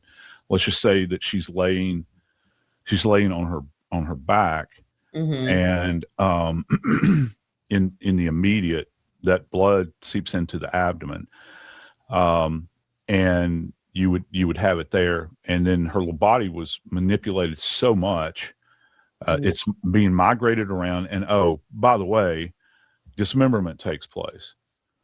Yeah, and let me just ask you this, because we only have a few minutes left. Yeah, sure. Just because we have a hard stop here. So overall, I just want to ask you, I mean, you had said like this was a very thorough good autopsy report, Yeah, it was. especially for what they were working with. And I think many of us were very surprised that they had so much information. I'm glad to hear that from you. Number two, just talking about the dismemberment and some of the amputations from, pinky fingers and whatnot. It would be easier to amputate when the body is heavily decomposing, I'm assuming. Yes. And also, right. It sounds like she also had clothes on at the same time that he was doing it. So again, I go back to, okay, so he allegedly dismembered her with clothes on. A couple weeks later, it's much easier. He takes off her fingers. And then my last question is the tox report. It's like very inconclusive. At first, they test positive for MDMA, inconclusive on methamphetamine. Then it's no, it's like I don't understand. And benzos as well. Okay, yeah, they got a hit on those, which is like anti-anxiety medication, and they're coming back now where they're saying no. By the way, I know that with all of your fans, they're well read. They're going to see ethanol too, which means alcohol. Yeah. Ethanol is a product of decomposition. So anytime I see that come back on a tox report in a body that is so in an advanced state of decomposition, I don't assign a lot of validity to that because the body produces ethanol and other things as well. So that'll put you off scent really quick, I think. There's an interesting thing about one little detail about the dismemberment, and they collected this, and there are these little blue bits of plastic embedded in these insults to the body. And the criminalist was physically there, I think, if I remember correctly, at the autopsy, and they're collecting these. I don't understand origin there, and I'm sure that we'll eventually figure this out, but they've collected these, what they're going to do with that plastic, because that plastic is trace evidence. I actually had somebody, this is not me saying this, I actually had somebody say, well, maybe they used a 3D instrument that was made out of plastic and it sheared or something. I'm thinking, maybe, but this is something that's whatever they used is rather robust. 3D weapons are a thing though now. I mean, they are, but I'm leaning more into a mechanical or electronic device or electrical device as opposed to grandpa's handsaw here. Yeah. And so, but where are these blue remnants coming from? It's very disordered as to the hand, and I saw that as well. Some people said, well, he's taking a trophy. No, that's not a trophy. That's infantile behavior because they don't know what to do. So they may have started off there and they're thinking, oh, okay, I can do this. And it's kind of a test run, I think. And then, or maybe they're trying to figure out a way to configure the body so they can make it compact. That's interesting as to why amputate those two fingers. Considering the opposite hand had a finger with a tattoo on it. I just found that interesting. But at the end of the day, whoever did this, I don't know if it's this kid, well, grown man. Yeah. Why in the hell are you going to go to this trouble and still retain the body? We have been saying this for forever. You go through all this trouble and you keep it in your own car, you idiot. You idiot. It makes no sense. And that is where I'm at. But Joe Scott, obviously I could stay on with you forever. Yeah, and that's my pleasure. No, I really appreciate your insight. So I'll have to get you back. Please, I'm available anytime.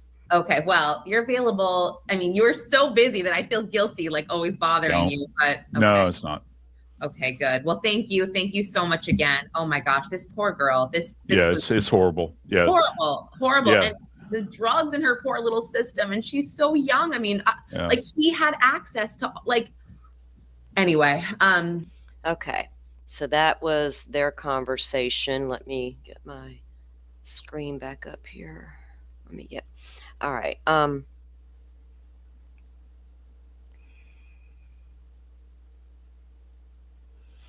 Yeah, there's a lot of information out there actually on that particular incident with the Tesla and the cameras and the Rihanna thing. And if y'all go back to like Cash Patel even saying in the Nancy Guthrie case, and fast talking on top of that about how they worked in coordination with the president's new, and they got this whole new thing about working with their private sector and obtaining these lawful search warrants. Tesla reserves the right and the discretion to maybe cooperate when we want to, and when we don't, you better come with your warrant. So they did use warrantless search in some of that information and not in others. That's crazy. But yeah, and also if you have a Tesla parked nearby, you can also volunteer your footage, right? Now we know in this case with David, there's going to be a lot of digital footprint to go through, especially with his particular car that she was found in. Just it's I would be curious to know that car's entire movements for quite a while, even going before she passed away, from when he lured her there. If all these, I want to know everywhere that car's been Mm-hmm. and who's been in it. We've all speculated and said from the beginning, shouldn't that car know who's driving it? What's the point in having this fancy Tesla with all of these cameras if it can't tell me who's driving my car? What if somebody stole it? I need to get a picture of the person who stole it. Right. You better take a picture of it, otherwise you're a useless waste of money. Remember that day, Butterfly, I went for a walk when I was out down in town. I was like, Oh yeah. I was walking through this I was going to this one particular store on my walk, but I had to walk right past this big Tesla dealership. So I just decided to walk through the whole parking lot. And I'm talking to Butterfly on the phone while I'm walking. I'm like, I'm going to stop and interview these people. I want this guy to show me this whole car. What year was that car that David had again? I was about ready to go all boots on the ground with it. But I was kind of tired and it was hot that day. So I went to eat Right. instead. You need I to went go back. I went to eat and went shopping instead. Then on my way back, I was walking through it again. I was like, I really should ask them to show me all, just like pretend I'm going to buy this car, right? Could you show me how these cameras operate? Do I need a Well, you would subscription? Tell me well, you would directly. think I'm going to like hear 100 Google, things on the internet. right? Like Google was able to still extract, even though there wasn't a subscription. So even if he didn't have a subscription, I have a feeling that it would still record. It would still be somewhere embedded in that infotainment system that they have, probably. Yeah. Well, there's going to be a lot of ways you could look. Mm-hmm. A lot of ways to scratch through the data to pull up what's there hiding in the background, so to speak, right? Yeah. There's no telling. I expect there to be some information come from the Tesla. I expect it. Mhm. If not, I'm going to be throwing shade at every Tesla I ever see again. Don't come at me with your don't holler every time a crime happens. Is there a Tesla nearby? But why? Didn't y'all see that last case where it was useless? Well, that's what I'll say going forward. So I expect there to be something come from the Tesla. We obviously know there's some stuff all over David's devices. The CSAM is one thing. Where's the communication between him and Celeste? What does the call record look like? How many phone calls did he place to her? How many did she place to him? Incoming, outgoing, duration of call. How long were these calls? What dates were these calls placed? When did you have communication? Are on your way yet? Are you on your way yet? Those kind of things to pinpoint dates of when she was in the home. All of those Right. things matter because you got to tie up those loose ends. You can come in here with your circumstantial all day long. Mm-hmm. You got to tie up those particular loose ends that absolutely matter. So a timeline on all those phone calls, text messages, or whatever they have communication wise is going to be super important. Yeah. And Well, with 40 terabytes, I'm wondering if you muted out. with You 40 terabytes, I'm wondering if the prosecution has even had a chance to go through it all.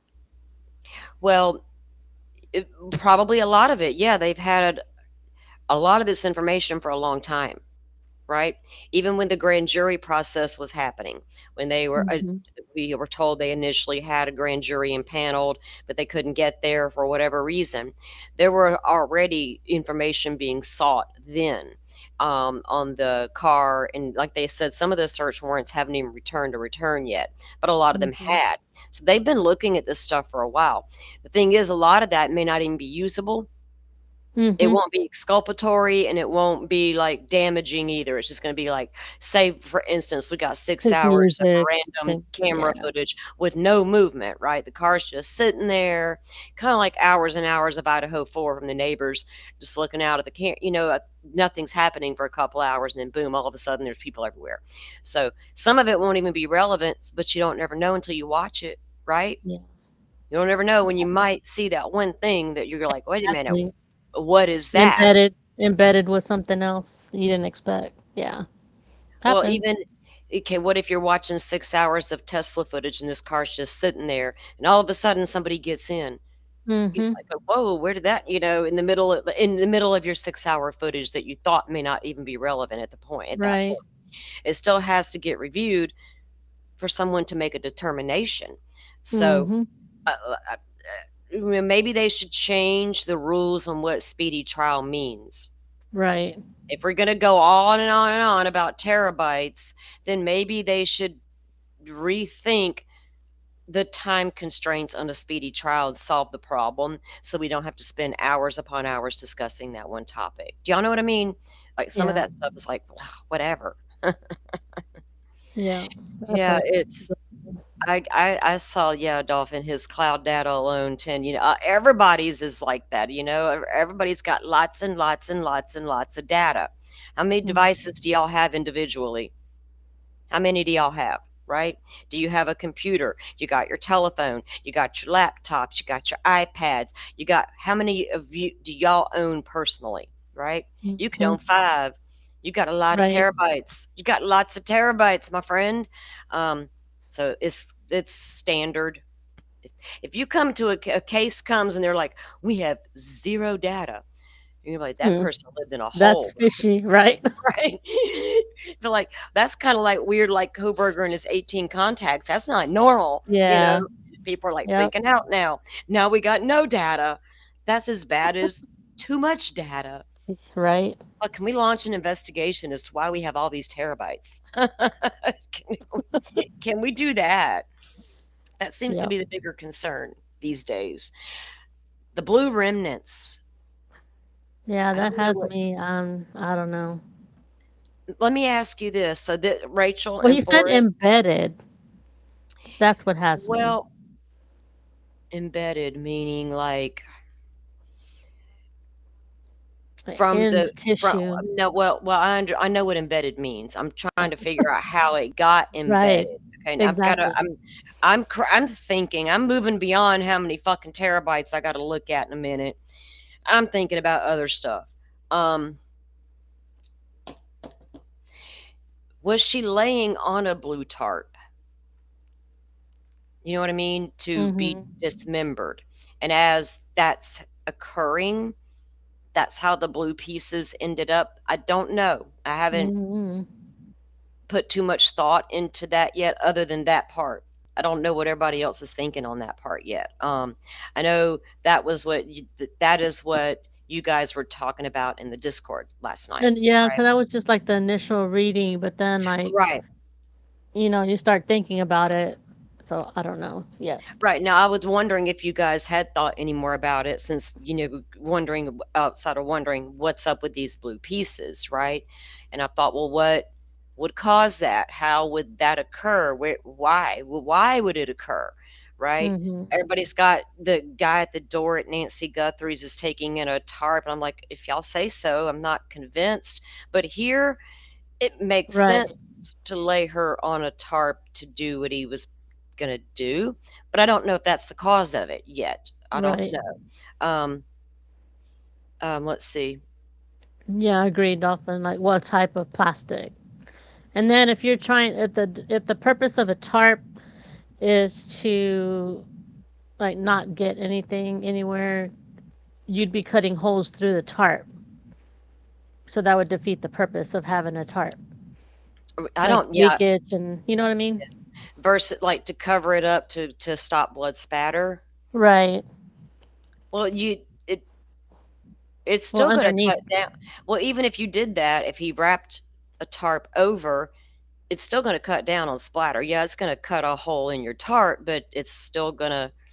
But in my mind, I never thought maybe he wrapped her, maybe he laid her on it. And No, that's what I'm saying. You'd still cut a hole through it oh if yeah, it you if could you're still. cutting it. Yeah. Yeah, you don't have to wrap it over the body to Mhm. make a hole. She can just be laying on top of it, or covering it up. Soft like grocery bag or hard plastic. Yeah, because some stores do have like a blue. I feel like this, whatever this is, may be a little harder than like a soft plastic bag. Um, wouldn't it be more described as a plastic bag? Because we got the trash bag, like a grocery sack is what I'm thinking, Dolphin. Because sometimes stores will have blue, some have tan, some have white. You know what I mean? It could be different Mhm. colors from different stores, but the is it a harder piece of plastic versus a grocery sack type plastic? That's what I'm wondering. Kelly says, was she dismembered right away? Apparently not, Kelly. According to the report, and even with Joseph Scott's take on it, no, it appears she was, according to the prosecutor, she was killed in April 23rd, was lured over to David's, and either on or around that particular date. But then May 5th was the dismemberment. That's a very particular day. Right. Very So detailed. Yeah. it's a really particular date. I mean, that's not on or about, right? Mhm. That's May 5th. What happened? What happened? Something happened in the wiretap that they were able to hone in on that suggests that, right? That points a finger to that, Mhm. or is there uh, phone communications, text or email, something like that? Um, Forrest mentions if she was dismembered, frozen. At oh that yeah. point, she may be wrapped in something blue, Well, and that's how that. But I don't know. I don't know. No, because this is on the bones, right? The plastic wasn't like on the skin. Okay, so Mhm. we right now we don't even know, like Joe was describing, um, about being frozen and then thawed. We all had speculated that, wondered that for quite a while. If you followed the case, you understand why. We've always known that there was some time had elapsed, right? So what happened here? So if she had been frozen, like he said, that's not even mentioned or discussed in this report. That Right. there would be a cellular reaction would occur, right? In the cellular makeup of the body. That would Mhm. have indicated this body was frozen at some point. That's not even mentioned in this report yet. Like he Right. said, yet. But you would think there may be some mention of it, but there's not. So Mhm. maybe there wasn't enough there to even tell for sure, but I don't know. But you would have to think it makes sense that he chose to Yeah. purchase her. He did say. I can't remember where I heard him talk about it. Um, that when you take samples, that you're able to tell if the body has been frozen before because of the makeup of Well, it. yeah, He that's describes it a whole lot better, but it he just doesn't mention it in the report, so we don't know. right. He just basically said the same thing on Lauren's show. The cellular reaction, Right. and that's a common knowledge. That's science 101. If Mhm. something freezes, there's a change, right? And if it Right. thaws, they would absolutely be able to tell. They can tell so much from just looking at a body as to Mhm. everything, right? So, yes, they should be able to tell, but they don't mention it in the report. And I Right. don't know if that's because like he just said the decomp alone could have caused that not to be a perfect test, right? Yeah. So I don't know, but it it's not a stretch to think that body was frozen. Because my God, you can't go from April 23rd to May 5th, then dismember a body and tell me there was not some decomp going on. And you didn't put her in into the car and then go get her back out and then dismember her and put her back in. All these, something else happened, right? It makes sense that she was frozen somewhere until he figured out what to do with her. Mm-hmm. Right? So he unalives her because she might spill the beans on their little whatever the fuck he thinks it was he was having with her. He panics, or he plans it all out one night and gets her over there and does the deed, then decides, wow, I got to figure out what to do now until I figure out what to do. Mm-hmm. And you know there's going to be decomp involved, and you got to dig a hole and bury her, or you got to freeze her. That's, even to think about that. A lot of killers just go out and dig the hole. Now, that some of them absolutely will freeze and continue to have parts of their bodies in the freezer when the cops arrive. Sickos. You don't think she was frozen, Kelly? What else could he have done with her? You don't think so either, Rachel? What do y'all think he did with her in the meantime? Placed her in the car and left her out there, and then, or just dismembered her right away and put her in the car? That's a possibility, I guess, but I think it would have. Now, Joe Scott also describes that if the car was sitting still, undisturbed, right there in the Hollywood Hills on the street, right, the chance of you smelling something may not have been as great as it would have been once that car was moved and the material in the car, to put it nicely, is now disturbed, right? And once that happened and it gets to the impound yard there, they start to have a smell because of the car being disturbed and the body being disturbed and all the things. How long do y'all think that car could sit there, honestly, without somebody not walking past and smelling a smell? Like Dolphin said, yeah, how would you have stored her body somewhere if she wasn't frozen or refrigerated? That would have been a seriously foul odor. And I agree. I don't understand what people, You think he already had her in the bags in the trunk. So that means from at least April 23rd, she's in that trunk until September when she's found. Mm-hmm. Think about that for a second. That's a long time. And nobody noticed a smell until it got to the impound yard. That's my question, is how did the person that towed it not smell that? Well, I'm going by what Joe Scott just said. Yeah, that's just always been my question, is what I'm saying. Well, we all would wonder that. Our first instinct is going to say dead body in a trunk, been there for a minute, it's going to smell. But not necessarily. We don't know. How many times have y'all walked up on a body? How many times have y'all walked up on a body? Okay, so he says undisturbed, it may not be as bad as you think it would be. So I'm going to have to go by that, right?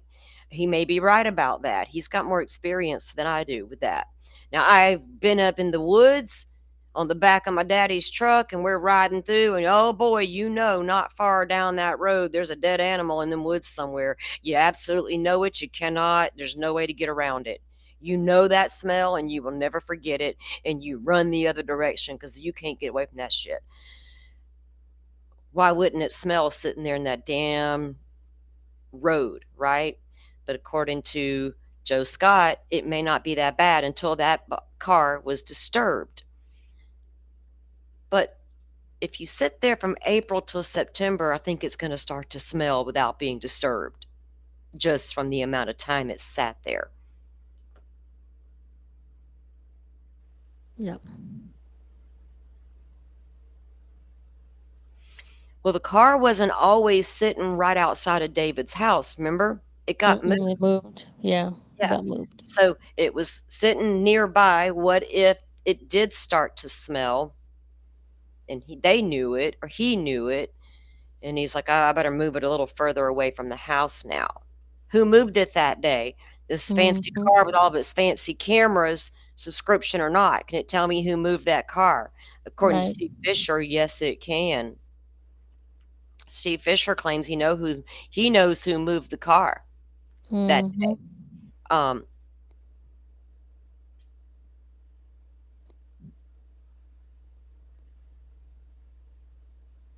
yeah, yeah, Dolphin. So April 23rd through the 5th is when the 23rd is when they say he lured her there and murdered her. The 5th is when they say the dismemberment occurred. And then the 26th of August through the 5th when the car. So the car was moved, though, from that first time. I know that I thought everybody knew the timeline there. But thanks for clarifying it for those who didn't. It made me think of Cindy Anthony's 911 call. Oh, there's a dead. I can't get it out of my head. That some things never leave you, Jet. Well, when did he stop driving it? That would be when he put her in the car, I would think. Well, here's the thing. And Jet, thank you for bringing that up. That damn smell test. Lord help us all with that piece of evidence. We're going to bring the smell test into the courtroom now and tell y'all there's decomp in Casey Anthony's trunk, even though it could be a bag of garbage. We don't really know. Oh, it's junk science. Oh, wait, we're sloppy prosecution. We didn't have our shit together today with our junk science. That's how that went. And that was a long time ago. So you can go back and forth all day long about, was it garbage? How long was the smell there? Yeah. How long did it sit there? Well, the neighbors thought it was a dead dog, didn't they? Someone buried a dog or something, is what they had said, according to Steve. What? What? Where? What are you talking about? Buried a dog where? The neighbors thought when they smelled the smell, they thought it was a dog that had been buried. I have no idea. I haven't heard anything about neighbors smelling the smell and thinking a dog was buried somewhere. That I know better. No, you can't smell it once it's buried. And did someone leave a dead dog in the yard until it decomped and then buried it? Like weird neighbors gonna live in Beverly Hills. What are y'all doing in my yard? Get your shit together out there, man. Who's gonna bury their dog right there Makes sense. My brain in hurts. the garden? So when I was referring from April to September, I meant for people who think she was not frozen, what do you think occurred between April 23rd all the way to September when she was found, right? That's what I meant by that particular wide span there on the date. I don't know. I think she was frozen somewhere because you would have had to have been. The neighbors thought it was their own dog. Well, I guess people think they could smell their dog through the ground. I got many pet cemeteries around me my whole life. I've never smelled one dead dog through the ground. And I've buried a lot of dogs in the backyard, unfortunately. I've never smelled one come through the ground. They must have dug a real shallow grave. Ew. All right. Well, you can't. Never mind. Oh, I thought that was my dog that I buried. What? That's weird. Yeah. That. Semi. Thank you. Because I'm like, there's some damn non-critical thinking neighbors out there, right? No wonder. Anything could happen out there in the hills, and they're like, oh, it's just normal. It's just Pet cemetery in your backyard. just normal behavior. Nothing to see here, you freaks.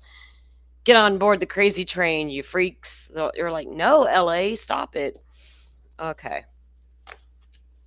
I do think there's also some interesting things still to answer that may or may.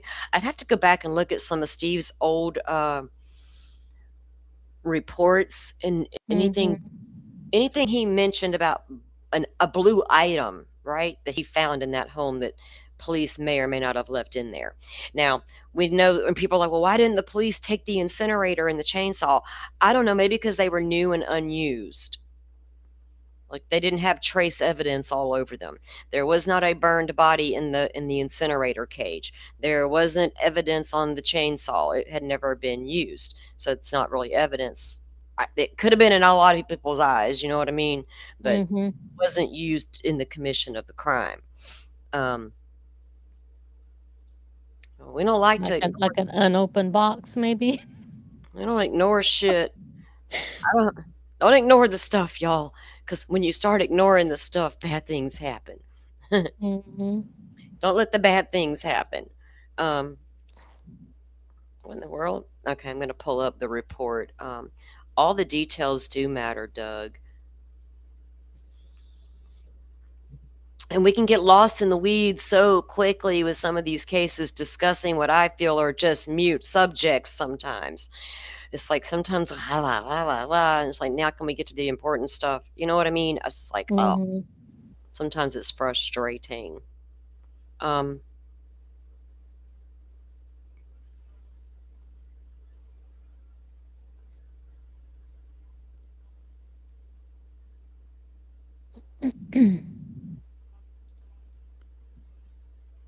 Hang on one second.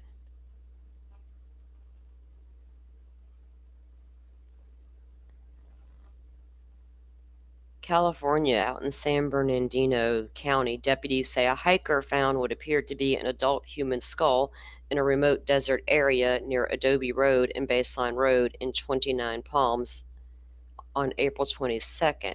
The homicide detail has taken over the investigation, and officials say the remains appear to have been exposed for an extended period of time. Identification is pending. Patrick Wells disappeared from the Palms in 2021. He wasn't one of those scientists, was he? I'm just see. I can't venture off. I'm I coming was gonna back. say, don't go squirrel salting. Sit I'm gonna there, reel oh you man, back in. she knew what I was doing. Just like, don't go reading shit.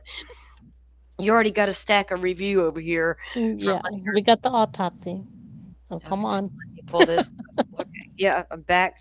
Hold on a minute. Okay. I really want to get to my reviewing of this one thing I'm doing so I can get all my notes together because I got some stuff to say. I need to do something for fun and something that's going to be for fun and not so heavy. Okay.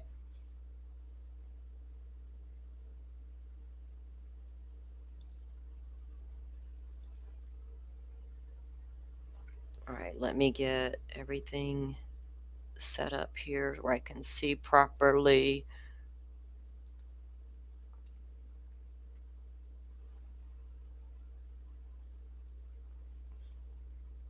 Okay.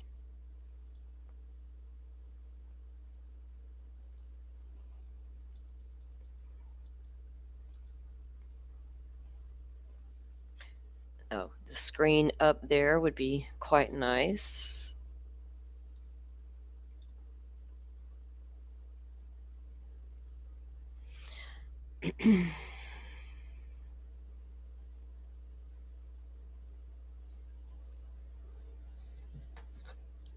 Everything out of my way here. Okay, I was in my own way. All right. So of course it starts out with the cover sheet here.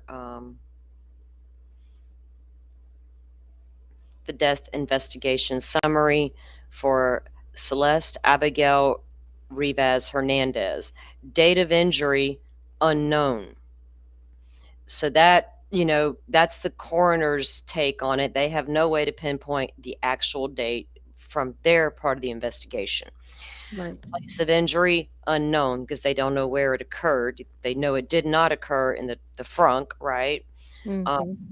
Pronounced date and time 9/8/2025 at 11 a.m. The date of the exam was the 10th, 2 days later.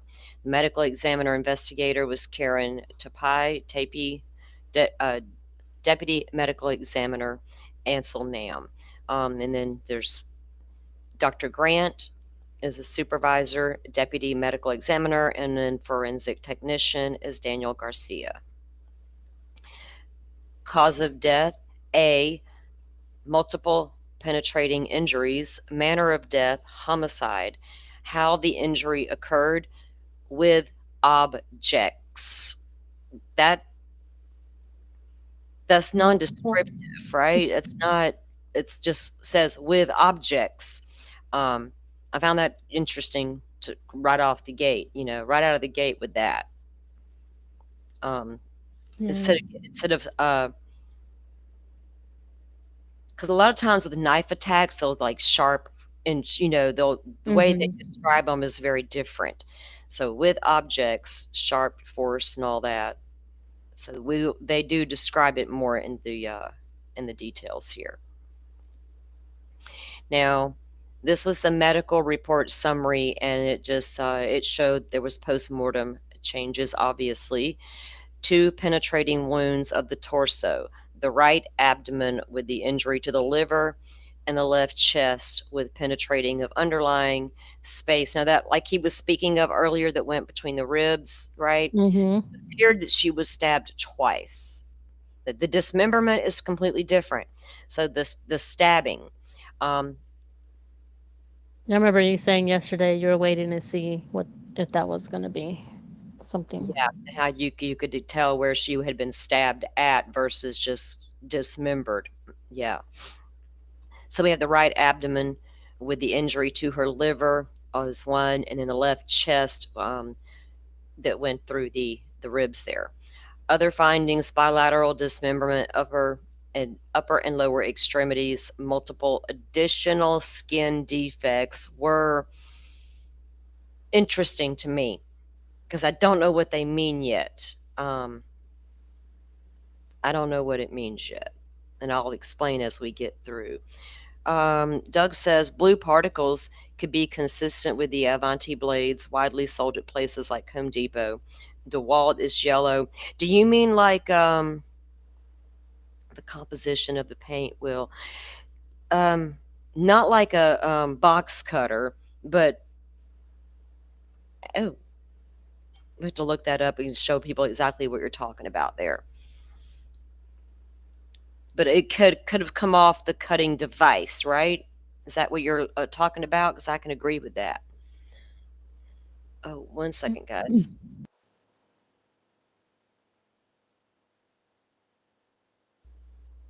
My son is like obsessed with Little Debbie snack cakes.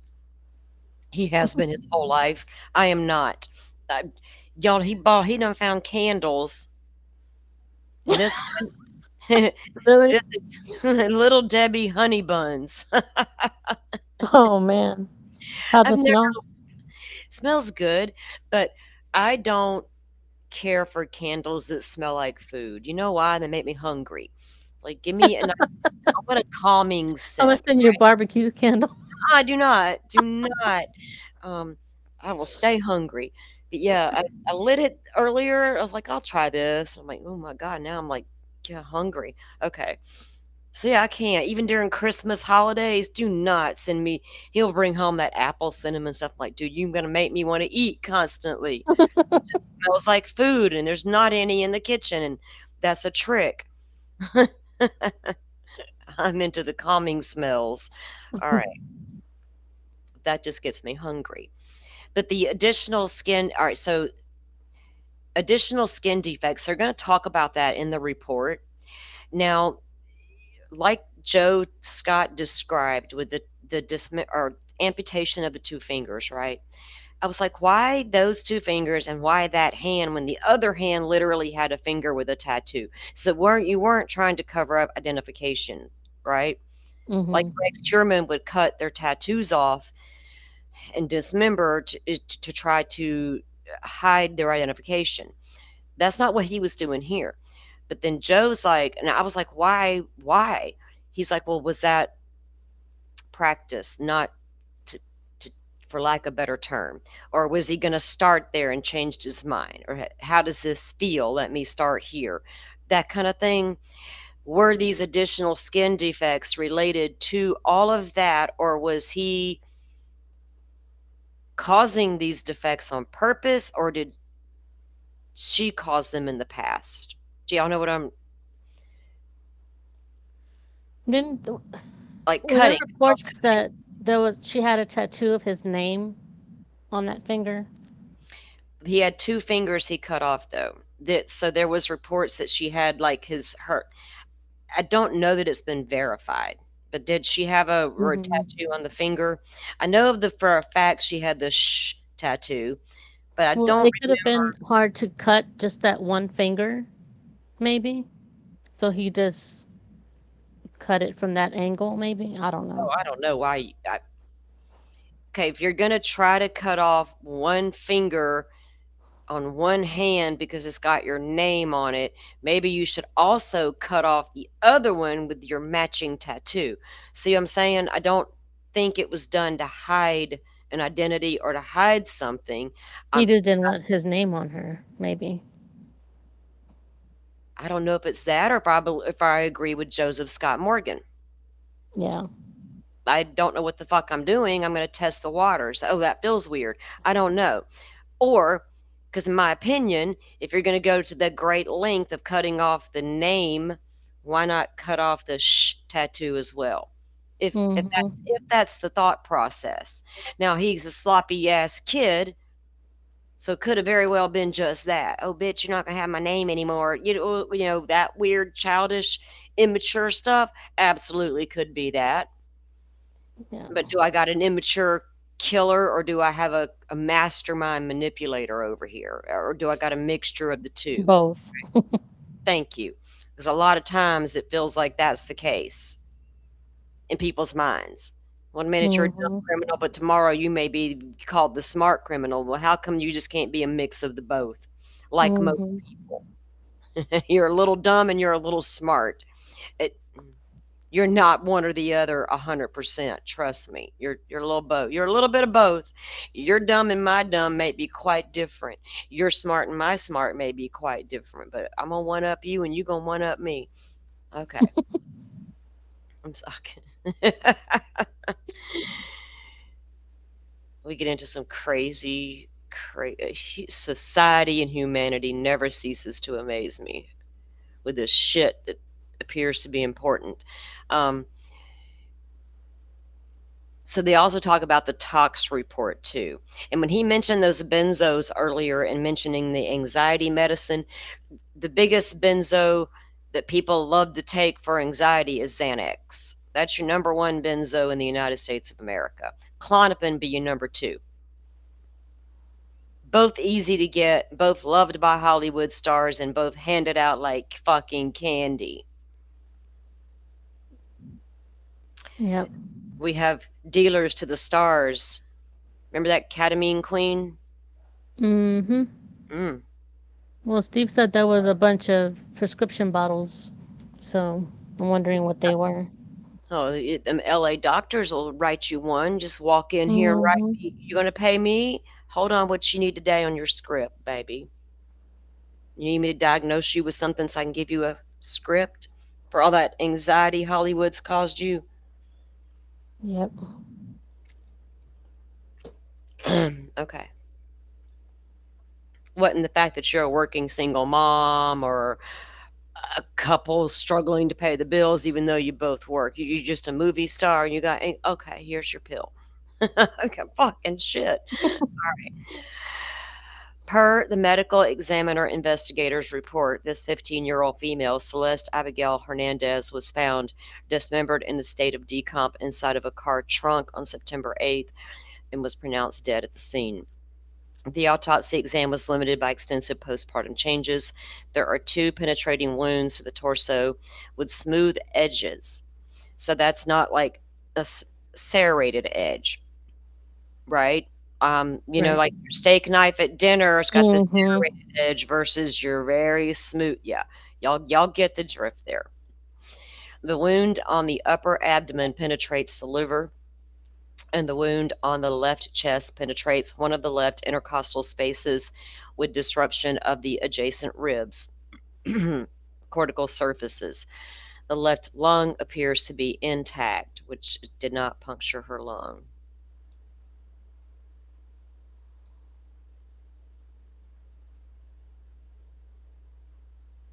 Hold on, I had to. There we go. The bilateral and lower extremities show full thickness dismemberment. Multiple other skin and soft tissue defects are present with apparent associated internal injuries. The etiology of these defects is not clearly apparent due to the post-mortem changes. So they can the bilateral upper and lower extremities show full thickness dismemberment, right? So that's an absolute thing they can see.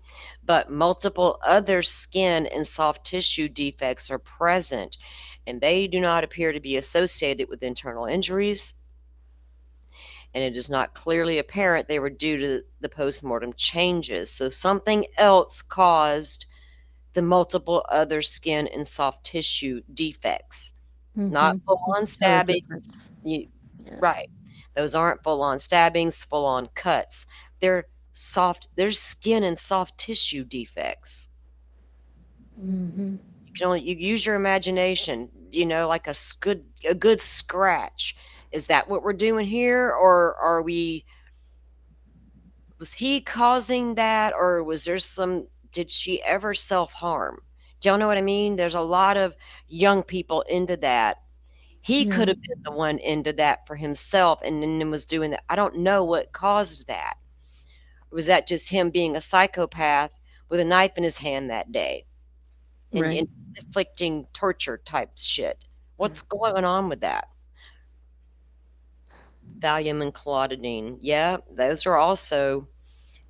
But Valium is not prescribed as much, Doug, anymore as, say, like your Xanax, and your Klonopin is a really big choice with a lot of these doctors today. Old school, you would have gotten the other two, the Valium and the clonidine would have been the go-tos. And then it kind of changed. Now they may be getting more back into that. I don't know for sure, but those are all in the same class, and they're all going to do the same type of thing. Well, and it depends if you've been, if you don't normally take those kind of drugs and if you give them in large sums. But there wasn't a lot of it there wasn't a lot of it in her system, of any of it, including the alcohol. Not like enough for that to, like, I don't think they can come out and say she overdosed, right? Now, could an expert come back and say, well, with all the decomp that happened and all the time that elapsed, or can they dispute that, right? I don't think they can, because I don't think this child OD'd or anything like that, but I think she was definitely subdued once lured, right? With like a cocktail of drugs, maybe even, and she could have very well consumed a Xanax, a Klonopin, or a Valium and never even knew she did it. Right. Now, you bite into a Xanax, you're gonna fucking taste it. Oh, really? Oh, yes. And I know, because I was on prescription Xanax for a little while. My daughter passed away, and my doctor told me, if you need to kill a panic attack in the moment it is happening, chew this up. Oh, what lady? Whatever. I did it one time. Oh my God.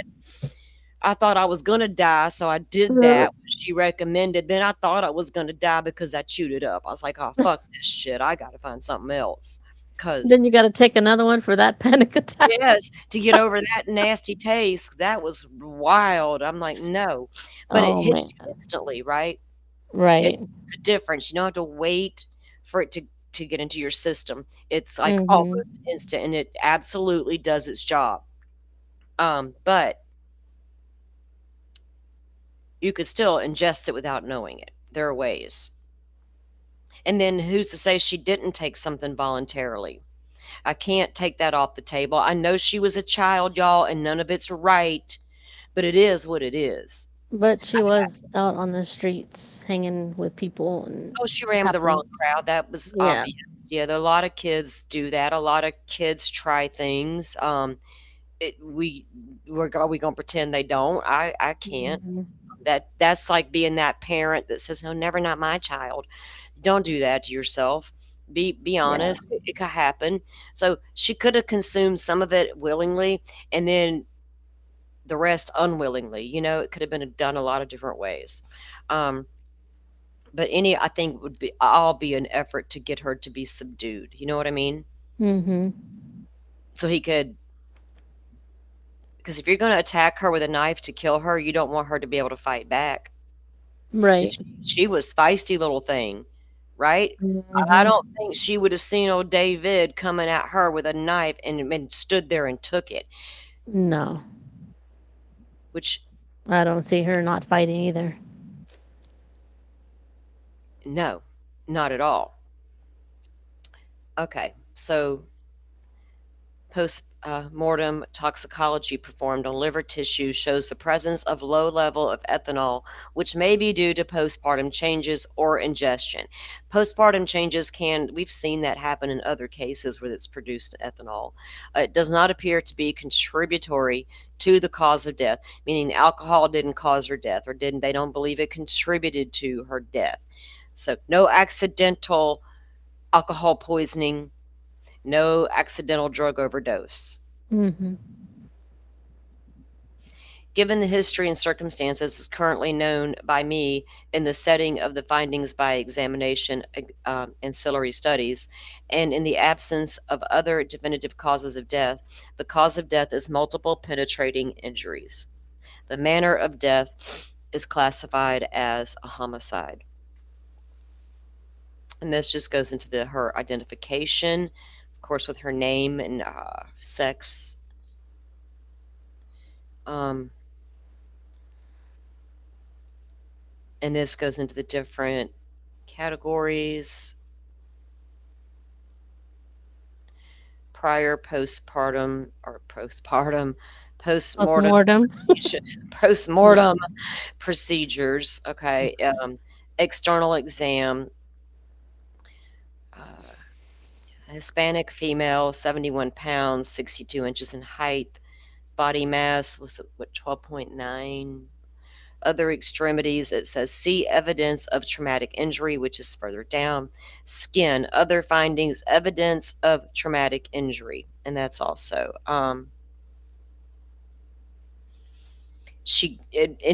Kelly, if she did have a little bit of fight in her, or any kind of fight in her, would she have gotten any of his DNA like under her nails?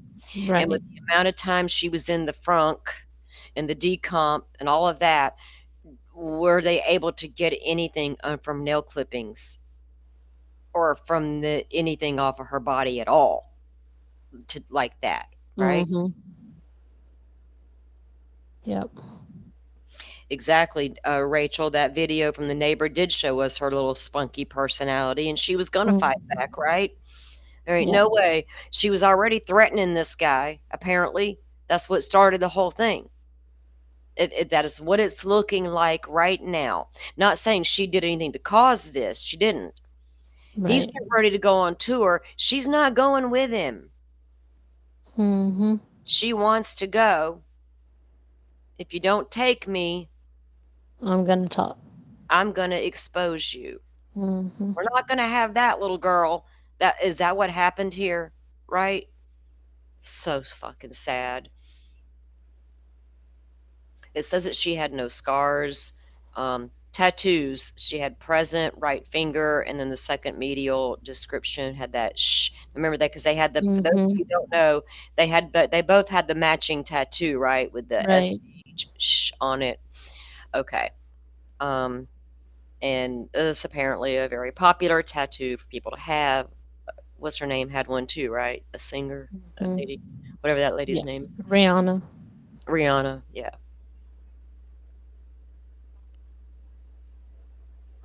Evidence of medical intervention therapy. So they're going down the list. We're going to get to this. Okay. Evidence of traumatic injury. Other traumatic injuries. It says disclaimer for labeling, measuring wounds. The order in which the injuries are described is for descriptive purposes only and is not intended to imply the sequence of injuries. All medical examiner diagrams are intended to be facsimiles, nor are they drawn to scale.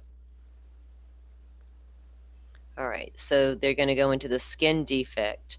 Entrance, involving the right abdomen, 21 inches below the top of the head. So this is the one at the abdomen, because I remember they talked about the two different stab wounds that she had. It's the liver one? Yeah, involving this would be right abdomen, Mhm. 21 inches below top of the head and 1 inch right of midline. Is a 3/4 inch length penetrating wound with smooth edges. The wound is oriented in the 3 o'clock and 9 o'clock directions. The path would track sequentially, perforates the skin and soft tissue of the right abdomen and the liver, 1.5 to a quarter. Um, avoid ovoid defect. The wound track has approximately depth of 1.5 inches. Front to back. So she was stabbed from the front. Yeah, front to back. So he's facing her, right? Hmm. With both. And I could just imagine her not having all her faculties, right? Hmm. Not having full composure and just grabbing and two it's like two dude, that's so intimate though. You know what I mean? Yep. When you shoot somebody, it's like I don't think there's as much. I get it now why the criminologists and the experts say it that way, right? Shooting them Hmm. is a very different act than walking up that close and stabbing Right. nature. That is that is a very different type of situation because you could have easily obtained a weapon of a firearm, Hmm. but then you got to, there's a lot of risk involved. The firearm, there's a lot of risk involved with what you're about to do here, sir. Yep. So pick your poison. You could have easily took her way out in the desert and done something and nobody would have, you know what I mean? Yeah. With a gun. But this was like a far more intimate. So the skin defects going on about that. Okay, this is about the one for the chest, okay? Involving the lateral left lower chest. The wound tracks is again with the smooth edges, and this one it describes where it is 15 inches below the top of the head and 6 inches left of the midline, and 9/16 of an inch penetrating wound with the smooth edges again. So again, not a serrated knife he's using. More, is he got like a K-bar or what are we doing? Is it You as went big as deeper a with K-bar? this one. Goes, yeah, this one did go a little deeper, didn't it? 1.5, and then this one is 2. So just a little bit. Um, Hmm. so that,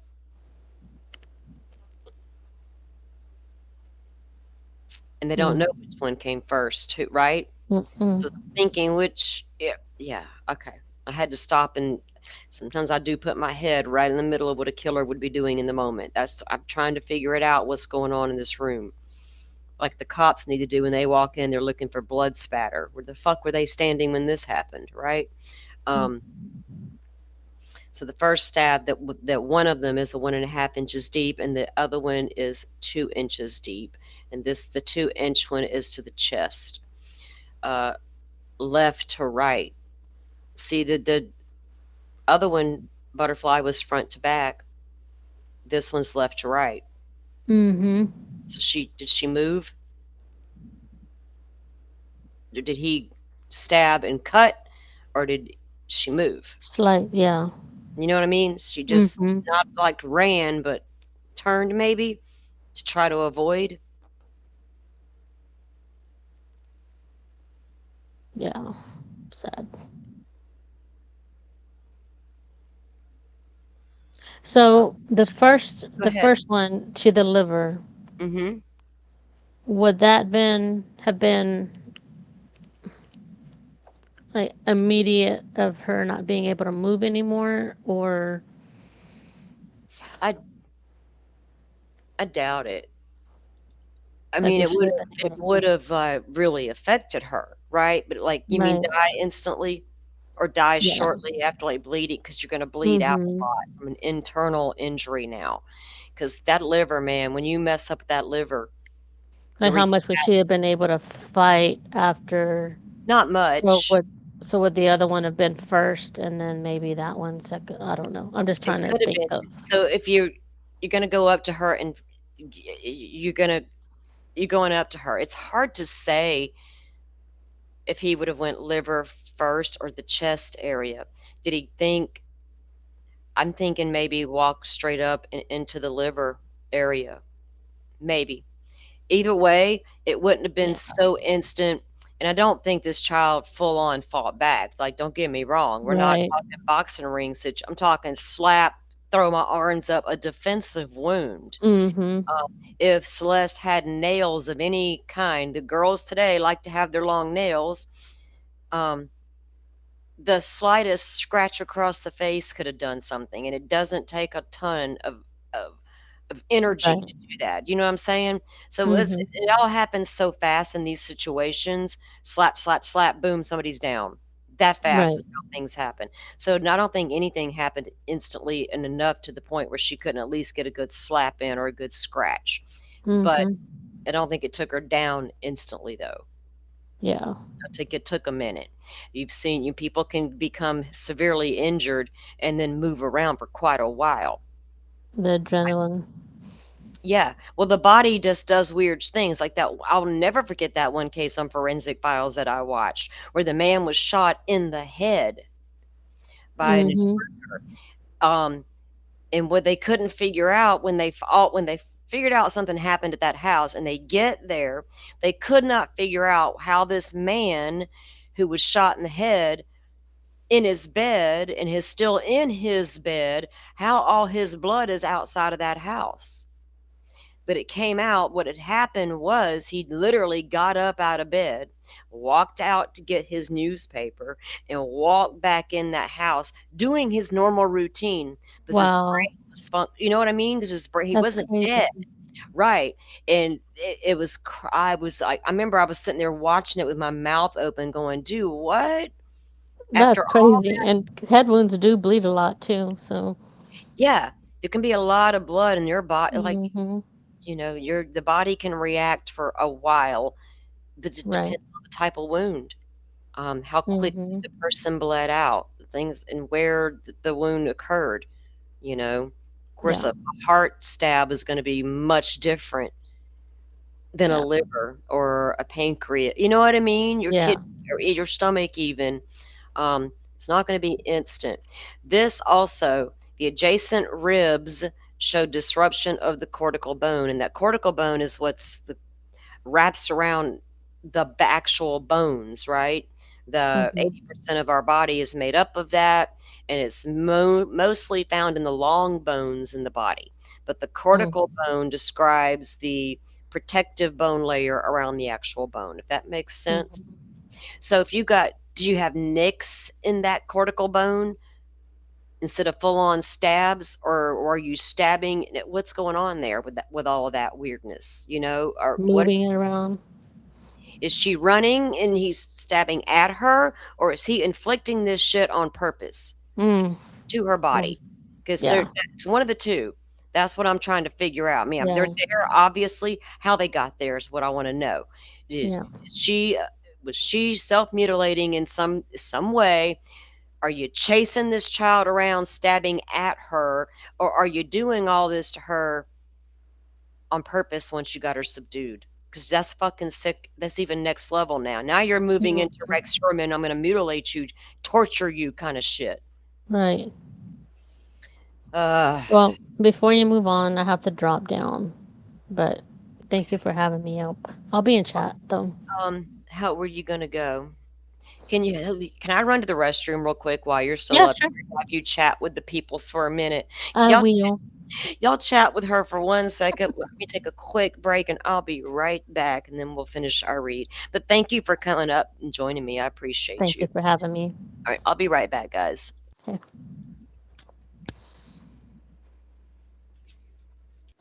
Yeah, when you see everything that goes on, like in his videos that he's made, and then now you see this occurring, it's crazy.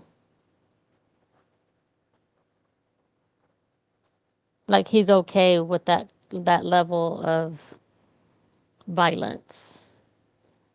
It's dark.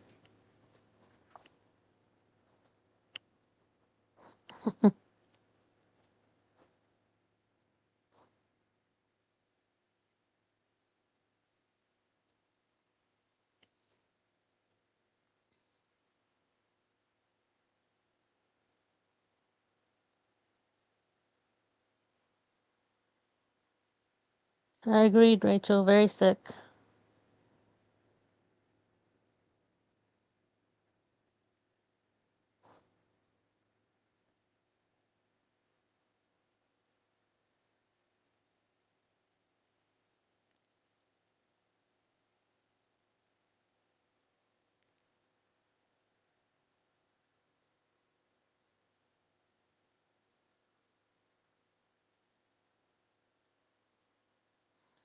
They do for us. I agree. And he's able to carry on with the rest of his life after not only killing someone allegedly, but dismembering her at that, and then just like nothing happened. So he's able to compartmentalize that.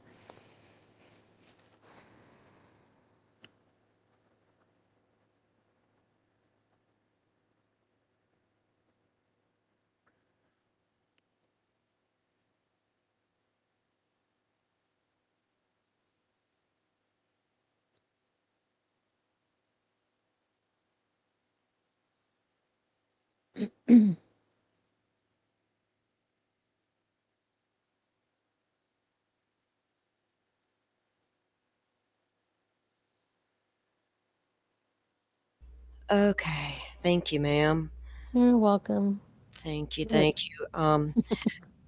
All right. So I'll chat with you again later on today. I'm sure at some Okay. point. I sent you a couple of pictures of some like saw blades that are blue. If you want to look at them later. Oh, okay. Did you drop them in our chat? Yeah, I messaged them to you. Just Of for the round private circular, message. like Joseph Scott was talking about. Uh huh. There's Um, two different types I sent you. So. mhm. And you know, I went out. I was because my son has saws, right? We have Mhm. a chainsaw, we have electric saws, we have the circular saws, we have those, and he's got different types of, out there. Not all are blue, but there are, like you just sent, there are some that are. So if But he said plastic, so plastic versus metal, right? paint. Well, paint. It looks like it's painted, so So they didn't say paint. So I don't know. paint chips, but paint for this type of stuff though, contain plastic or lead. You know what I mean? Like Right. lead paint. Y'all know what I'm saying. But he was describing the circular Yeah. cutting mark tool marks versus, you know, for just for tool marking purposes versus Mhm. straight saw cut or in this circular cut. So could he have used this type of thing and pieces fell off, Right. flaked off of this onto the bones? Very well could have. Yeah. But I will bring those up and show Okay. those. Okay, Well, cool. Thank again, you. thank you for having me, and I'll be down in chat with All right, everybody else. thank All right. you. Bye. All right, let me.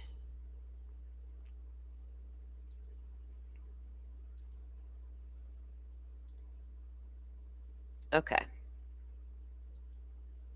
Actually, let me fix this.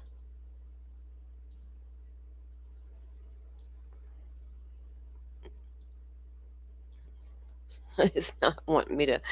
Why won't it let me do it the way I want it? It's being difficult today.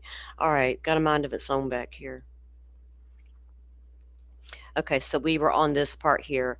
Um, Multiple skin defects are also present over the torso, with many perforating the skin and soft tissue without the soft tissue hemorrhage or associated with the internal organs. Okay, so we were covering that. Again, that just sounds more like not even full on stabs, right? Multiple superficial linear abrasions are also noted on the right dorsal hand. Superficial linear abrasions. Could those be from a person throwing up her hand? Um, or is that something he did? Acrylic. Doug says acrylic. Okay, gotcha. Another option would be a 3D printed saw. Well, that's true. I didn't think about that. You can damn well 3D print just about anything these days, huh?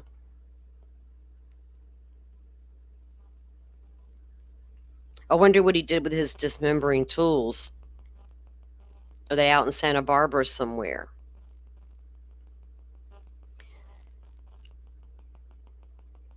So again, it talks about the lower and upper extremities show full thickness dismemberment with relatively flat cut surfaces through soft tissue and bone. So flat cut surface. No discernible hemorrhage is identified at these sites. Multiple fragments of blue plastic material are found embedded in the cut surfaces. So they're embedded in there, guys. Representative fragments are collected by the medical examiner criminalist and submitted to the evidence department on September 8th of 2025. The right upper extremity is dismembered 9 inches from the top of the shoulder. The left upper extremity is dismembered 6 inches from the top of the shoulder.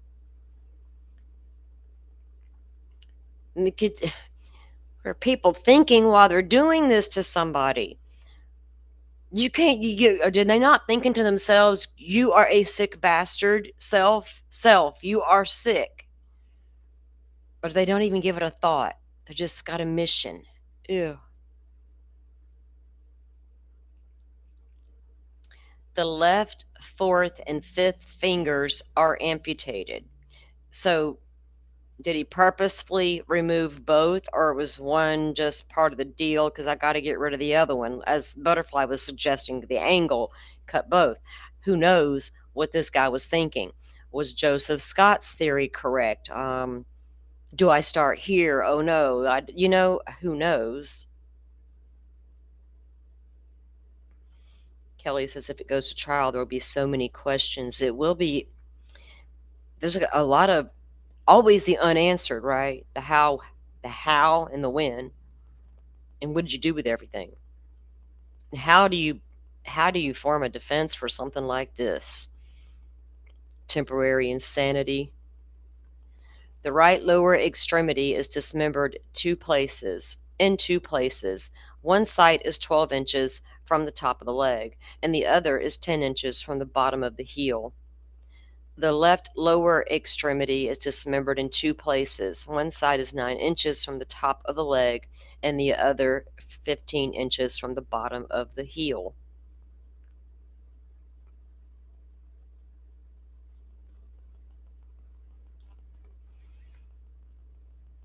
Dolphin says she still feels cheated about the Koberger trial not happening. You and me both. And I wish that trial had happened, especially right now. We're gonna have our own trial here soon. We're gonna meet in the deliberation room and we're gonna discuss. And now they're gonna go into the cardiovascular system.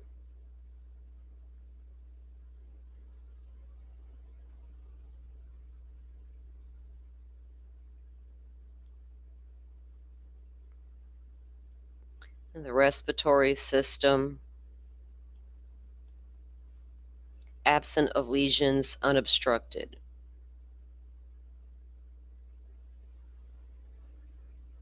The digestive system, absent of trauma and lesions from her tongue. Her esophagus was intact, so she was not strangled, right? Contents in the stomach are absent. Pill fragments are absent. So yeah.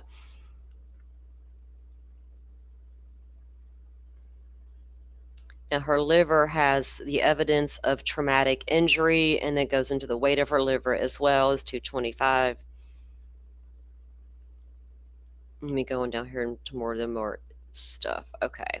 Her kidneys, or her urinary tract, I should say. The female productive tract, the endocrine system.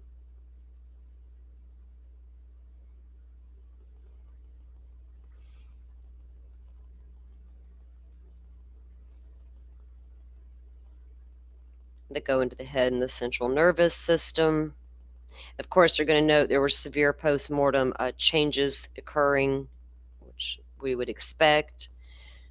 Spinal cord not examined, eyes not dissected. And we're going to go into a little more stuff here in a minute. examination procedures, and ancillary testing. Photographs were taken, photos taken prior to and during the exam. Y'all can't see the full thing as it got. Hang on, because let me fix this stupid screen. Let me do it that way. I'm just having a look down. Now, can you guys see it all? Is that better? Okay. Yeah, I was trying to get that icon like to go, oh, wait a minute, there it is. There's the one we wanted, or I wanted, that way. Okay, now y'all can see it. Hey, Hawkeyes, welcome in.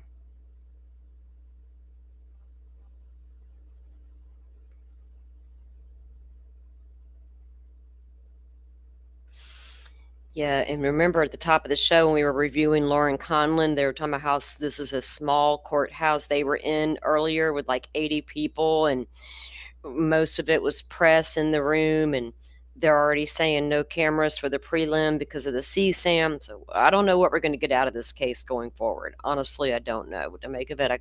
Haven't put enough research in that yet. Not enough updates coming out. But you would think they would have a large courtroom, right? Like, we need all the people to come in. We're a high-profile state. Got a lot of high-profile people. Remember that Amber Heard chick and that actor guy? Yeah, the trial I refused to watch because they were both actors. Why would I watch that shit? I got 2 actors trying to sell me a story. No, thank you. Which one gets the award today? I couldn't with that trial. I know a lot of y'all could and did, and I just could not. Don't care. I don't care. Okay. So this goes into the laboratory analysis summary report. The alcohol, ethanol present. We got the benzodiazepines were positive presumptive, right? Cocaine and metabolites are no. Fentanyl, no. Methamphetamine and MDMA was positive. The codeine and morphine, no. Hydrocodone and hydromorphone, no, which that would be your opioids. And then penicillin, what is this? Phenycilidine, no. Drug screen, basic drugs, no, okay. Designer opioids, no. Designer opioids, that's an interesting way to put that. And the benzos, see here it says the benzos were ND for confirmation, right? Same here with the designer opioids and the methamphetamine. What does this mean, the INC? What am I missing there? Yeah, and there's in a presumptive positive, you got to go elaborate further, and then those yielded back with, well, it's traces that are there, but not enough to show that those were a contributing factor to death, right?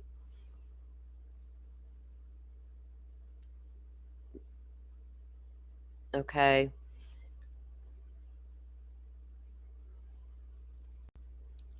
And remember, at first, she did come in as Jane Doe number 550.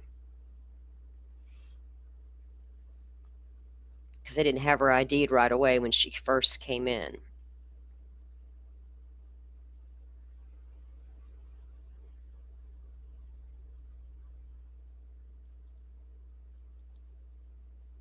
And here's the diagrams everybody was talking about yesterday. These are standard in all of the cases where wounds are on a body. They always have a diagram to show you where those wounds were at. And again, you can see here on this diagram, you can absolutely, you can see the chest, and then you can also see the one where the liver, and then with the chest into the ribs area. Yeah, inconclusive. Thank you, Dolphin. I'm like, ink, what is this? INC, inconclusive.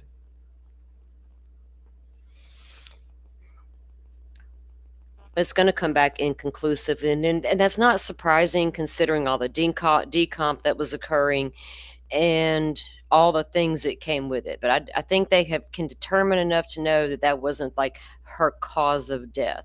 I don't think they're like speculating. They know these stabbed wounds, were more going to be the cause of death versus any drug or alcohol that was in her system. Whatever's there wasn't enough to cause the death. And that's what the part that matters the most, I think, to the investigators. So there's a diagram of where the 2 stab wounds were located. Left to right. Remember what we read a few minutes ago. Okay. This again goes, now notice the multiple, on the right hand, the picture of the back, right? The multiple defects, 1 to 3/4 of an inch, like superficial wounds. What are we doing here? And then if you go over here to the left side, they talk about, hang on, there. You guys can see that better. All of her dental hardware was there. The globes, they go into a little more in depth about her eyes in a moment.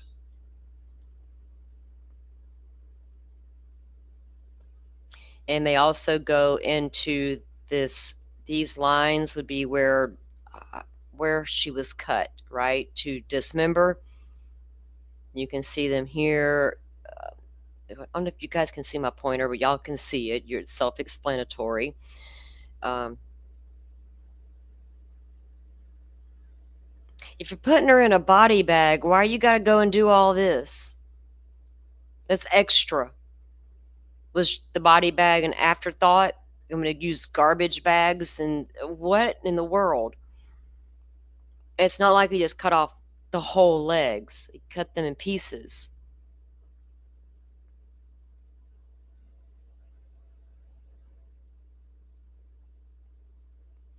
Right, Rachel? You would think those superficial to the back like that, because that one cut says left to right. Like I was saying, did she move? Right? And did she turn and try to run? And he's stabbing at her, right?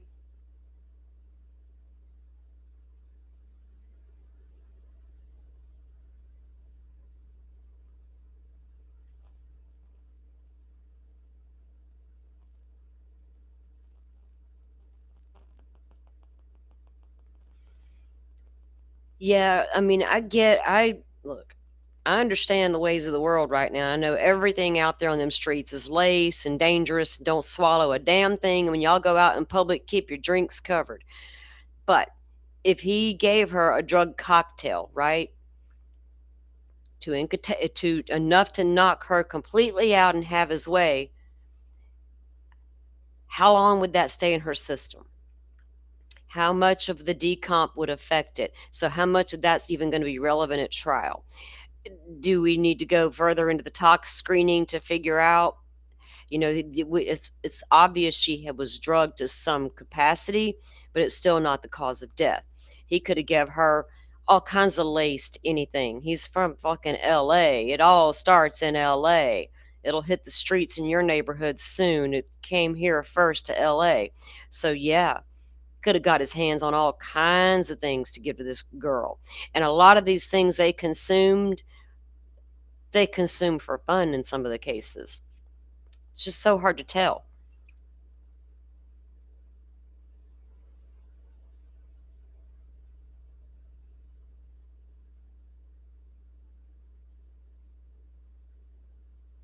Yeah, if you those of us who partied in the 80s, we learned, right? Fuck, y'all ain't getting in my drink. You ain't sticking nothing. I don't want your stuff. I don't trust you. You or your stuff. Get out of here. Today, man, if I was 17 in today's world, I would be terrified to touch anything.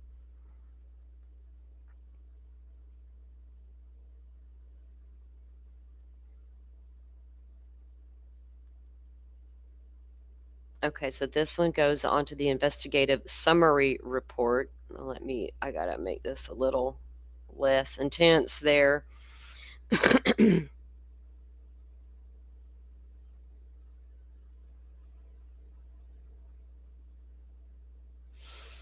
Yeah, she could have, if she was kept alive. Like, he could have, kept her sedated enough for several days,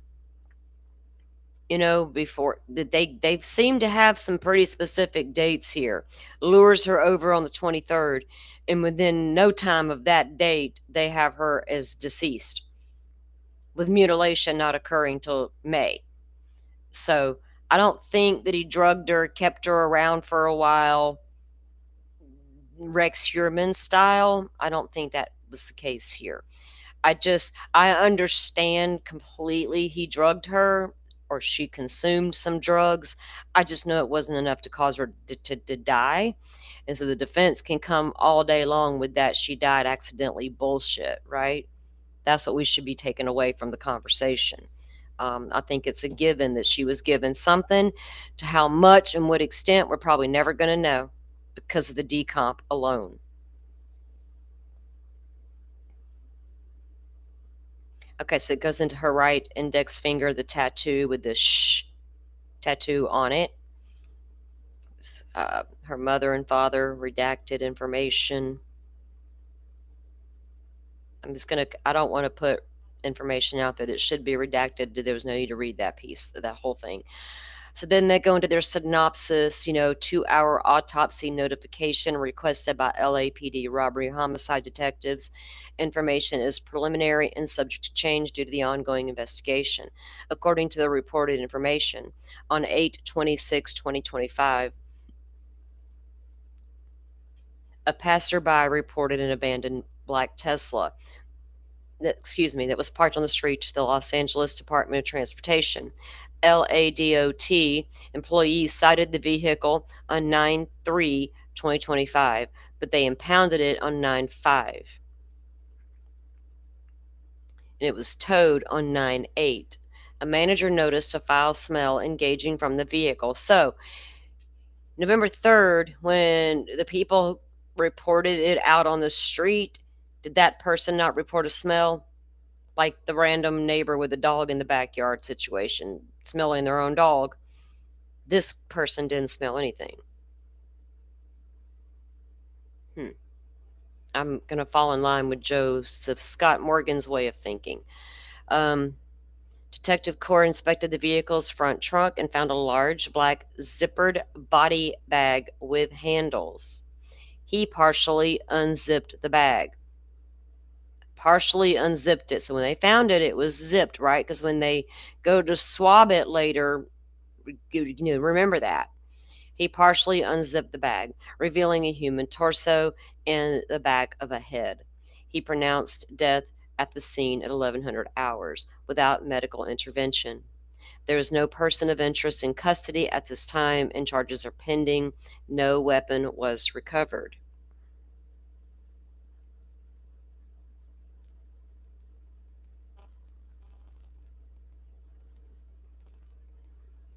Mm.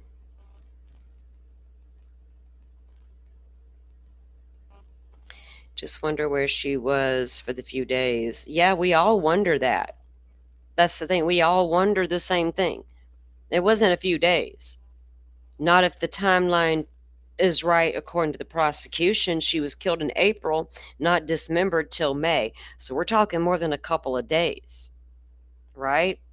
We're talking a matter of a couple of weeks. Logical thinking would freeze her, but we don't know. Did he lure her over on the 23rd and kept her alive for several weeks, and they're wrong on their timeline? They have to have something concrete to give them the timeline they've been given, because the medical examiner can't tell you what day she was unalived. They've made that clear. Dolphin says that's at least 10 days it was on the street.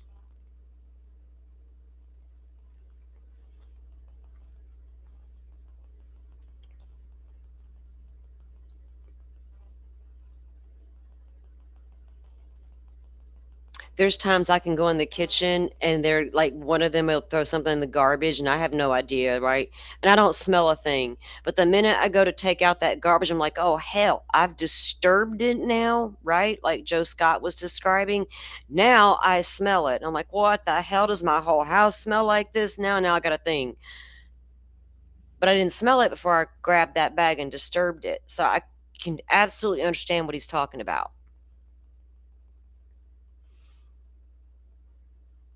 LAPD West Bureau Homicide Detective Lamberti.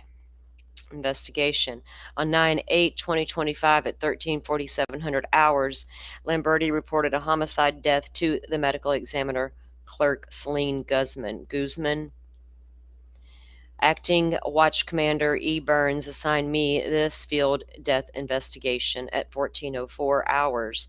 I confirmed the criminalist response with criminalist Anthony Martinez. So they send criminalists out to the scenes out here in California. Like, we ain't got time for all this nonsense. We need criminalists on scene. Nancy Guthrie case could have used a criminalist tagging along that night. Or that morning when the cops got called. They might have took the rug off the front porch.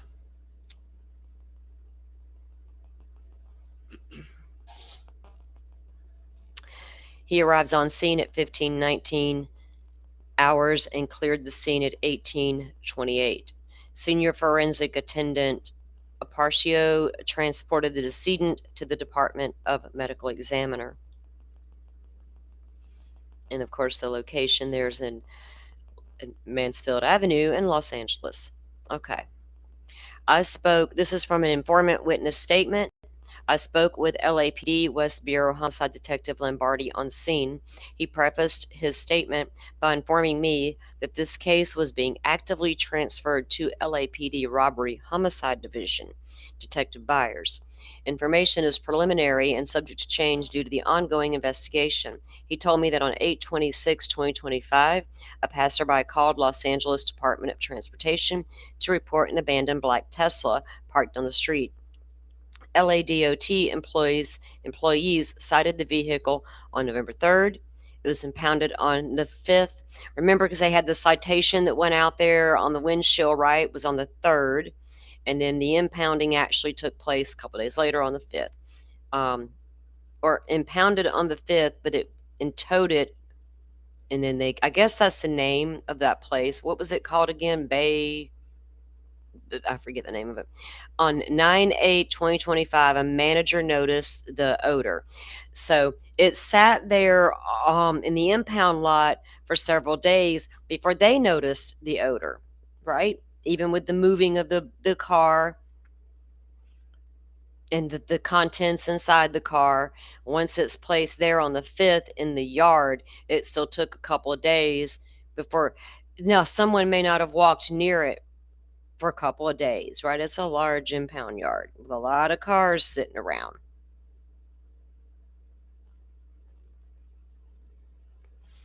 Hawkeye's Salty is now concerning me with why Annie and him did not contact Savannah until much later in the morning. Depends on who told you that, Hawkeyes. There's a big time difference between Arizona and New York, right? So when Savannah refers to what time it was when Annie called her, think about what time that would have been for Annie.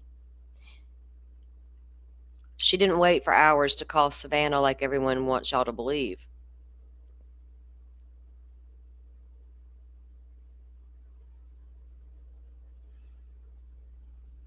I got questions as to why Savannah thinks it's okay to go on with life as if nothing fucking happened and you don't need to come out and beg for your mom.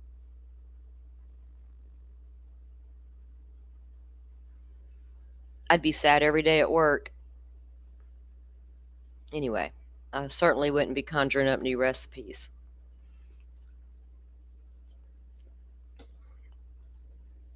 The location was on the second story. I skipped ahead.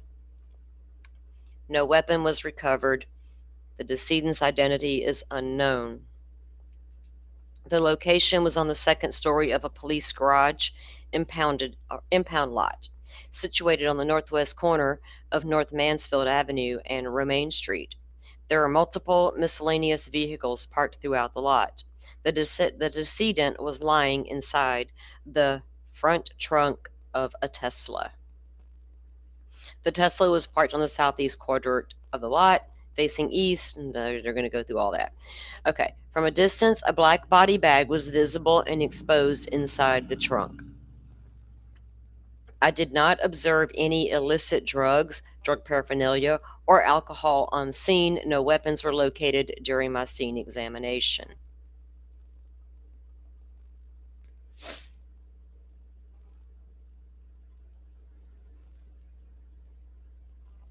Oh, I know there's no disrespect. I've went through the timeline, Hawkeyes. That's the thing. I've seen every single piece of mud slung toward Annie and her husband. Annie was the sole caregiver of Ms. Nancy Guthrie. Savannah had a pretty cush life. Does that mean Annie wanted to harm her mom because she's the sole caregiver? It might make her a little less selfish. Family dynamics and all. I don't know. As many questions as those may have for Annie, maybe I have just as many for Savannah, right? I don't mean disrespect towards her, but I got questions. Sorry. While certain people want to chase Tommaso around town and see what he's doing, I got questions. Pertinent questions, actually. Is there a method to your madness? The decedent was not ID viewable due to decomp of the face and was not live scanned due to waterlogged fingers. She was assigned Jade Doe 550. Remember when we had heard rumblings about waterlogged before, and we were like frozen, unfrozen, thawed, all the things? If you listen to the way Joe Scott describes it, you can kind of understand why it would appear that way, why they would appear waterlogged, right? So they couldn't scan for fingerprints.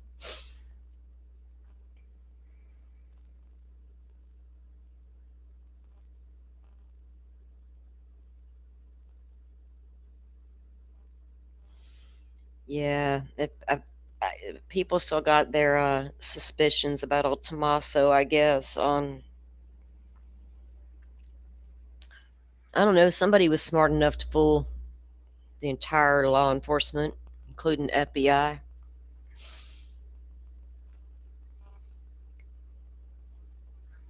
Tom got a lot of good tech stuff in his background, or he just a singer in a band and a teacher?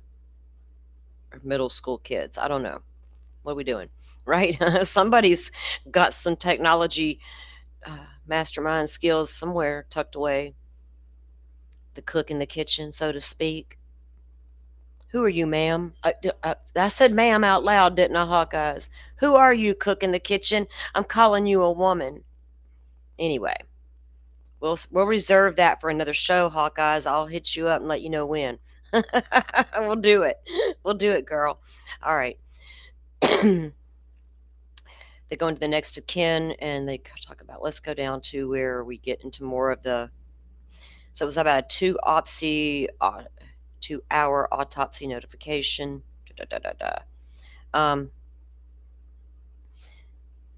They mentioned the body bag handles there. Now, remember, when they go into the report, they're going to talk about how they swabbed the handles and that zipper that I mentioned in the beginning of the show. Joe Scott talked about it as well. And remember, the officer that arrived partially unzipped, but he should have been gloved up when he did that. Either way, you would be able to rule out the officer's DNA from anybody else's DNA that may have been discovered during the swabbing process, right? By the criminalist that came on scene. Hair collected insects collected. Now, remember when Joe Scott was talking about the insect activity and how what the timeline on the insects can tell us? Those of you who have been around the block a minute and watched your rounds of forensic files, you get it already. You know that's going to tell a story, right? That those insects are so important. That is probably one of your biggest pieces of evidence and most important things in a body found outside. It's going to be your bug activity. That's kind of like a no-brainer. Swab of handle from the top, the sides of the handle, because there was one on all sides of the bag, and swabs of the zipper, the top and the bottom. Toenail, DNA reference collected. So they have a toenail there. What, you still can't see it, Dolphin? Hold on. What y'all are looking at in my screen, I got to adjust here because of what do you can't see? Hold on a minute. I thought y'all, hang on. Because for me to be able to see the whole thing and for y'all to be able to see it, let me see if I can adjust it to where it'll be okay. If any of y'all start having issues with not being able to see the screen, y'all let me know. Otherwise, I don't know. All right, because I have to move it a certain way for me to see. Okay, I can see everything well. What about you guys? No? Still having a problem? Hold on. My problem is I got to blow it up too big, Dolphin, because I'm blind. Okay, I backed it way down. Hope that's better for y'all. I'll just ride the struggle bus a little bit, okay? I'm reading it, but I'll struggle. It's okay. It's okay. All right, y'all can see it now, I hope. Toenail. Trace number 1, blue plastic pieces on the right leg, okay? So they're specifically talking about the blue plastic pieces now. Trace number 2, blue plastic pieces on legs and the arms, right? Trash bag collected. There was one trash bag, and that was collected, and then the zipper top and bottom.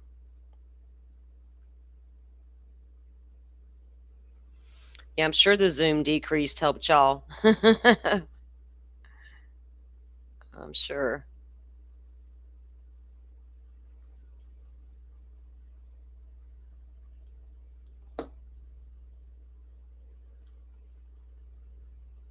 Department of Medical Examiners, this is the forensic lab report and the criminalist report. It goes into that. This is the timeline. On September 8, 2025 at 13:52 hours, I received the request from the medical examiners, ME Senior Criminalist A. Martinez, for evidence collection at scene. At 14:58 hours, I departed the Forensic Science Center, also known as the FSC. See, I zoomed out and now I can't see. For the scene with some, now I need to go to the eye doctor, and now you're going to force me to go. Senior Criminalist Martinez. I've only been complaining for like a year about needing to go, right? 1527, we arrived at scene. 1604, I began processing evidence. 1840, we departed the scene. 1916, we arrived back at the FSC. At 1943, I completed evidence collection. And again, you want to go through all of that. So we chain of custody and different things of all that. Anything a defense attorney might want to come sling back at you later, like your criminalist was new and didn't know what they were doing. I need their training and qualifications. And then it goes on to list the additional personnel that were there. Now we're going to go into scene description. The scene occurred in a parking structure and then they give the address there. On the second floor of the parking structure was a black Tesla Model X with a Texas license plate. The Tesla was parked facing east with multiple cars nearby. The decedent was in an enclosed storage compartment located under the hood at the front of the Tesla, known as the frunk. The decedent description. Prior to my arrival, the frunk was open and the body bag was unwrapped and opened to view the decedent. The decedent was dismembered and was inside a black body bag and a black trash bag. I'd still like to know when he got the bright idea to go grab a body bag off set, right? Did it pop into his head one day or during the commission of the crime? Or was that pre-planned? I might need this. I might want to take this to the house today when we wrap our session. Might come in, or did he go back and get it later? Because I need to know if you had what the intent of it all, right? The decedent was severely decomposed, and there was decomp fluid on the outside and the inside of the bags. The decedent was female, had dark hair with decomp fluid and insect activity. Also, insect activity was observed on the body and the body bag. The body bag had a double zipper, 3 handles on each side, and a handle on the top and the bottom. So had a top handle, bottom handle, and 3 on each side. Full on body bag. Lordy. The body bag took most of the front space. Inside the front, the body contained the decedent's head and torso in a prone position. The decedent's head pointed north and her thighs pointed south. The trash bag was at the south end of the trunk beneath the body bag. So you place part of her in the body bag, part of her in the garbage bag, and then you don't place the garbage bag in with the body bag. It's like separate, right? The trash bag was tied and contained the decedent's dismembered limbs, which were the arms with her hands and legs with the feet. The decedent's arms were cut and removed at the bicep. The legs were cut and removed above and below the knee. Now, we saw in the diagram exactly where those cuttings were. Before moving the body bag, that's when they decided to go ahead and swab the handles and the zippers there. The body bag and the trash bag were removed from the front and placed on a plastic sheet. The decedent was then removed from the bags and put on another plastic sheet. The decedent's left hand was missing and ring and pinky fingers. The decedent was wearing a discolored tube top shirt, discolored underwear, black leggings, and black socks. The shirt appeared to have 3 cut artifacts. So she was clothed when stabbed, and then dismembered, left in those clothes once killed, and then still clothed in those clothes when he decided to dismember her. Was finally his final idea, I guess, on what to do. The leggings were cut around the knees, with the upper portion of the torso and the lower portions rolled down to both ankles and at the feet. At the cut site of the right leg attached to the torso, there were small blue plastic pieces. Again, with the blue plastic pieces, right? Also, the legs and the arms from the trash bag had the small blue plastic pieces from the cut sites. Again, what caused our blue plastic pieces to show up? We have our theories, right? Evidence collected. I collected the following items of evidence on the 8th of September 2025. They were released to the ME custodian, A. Gonzalez, on the 11th.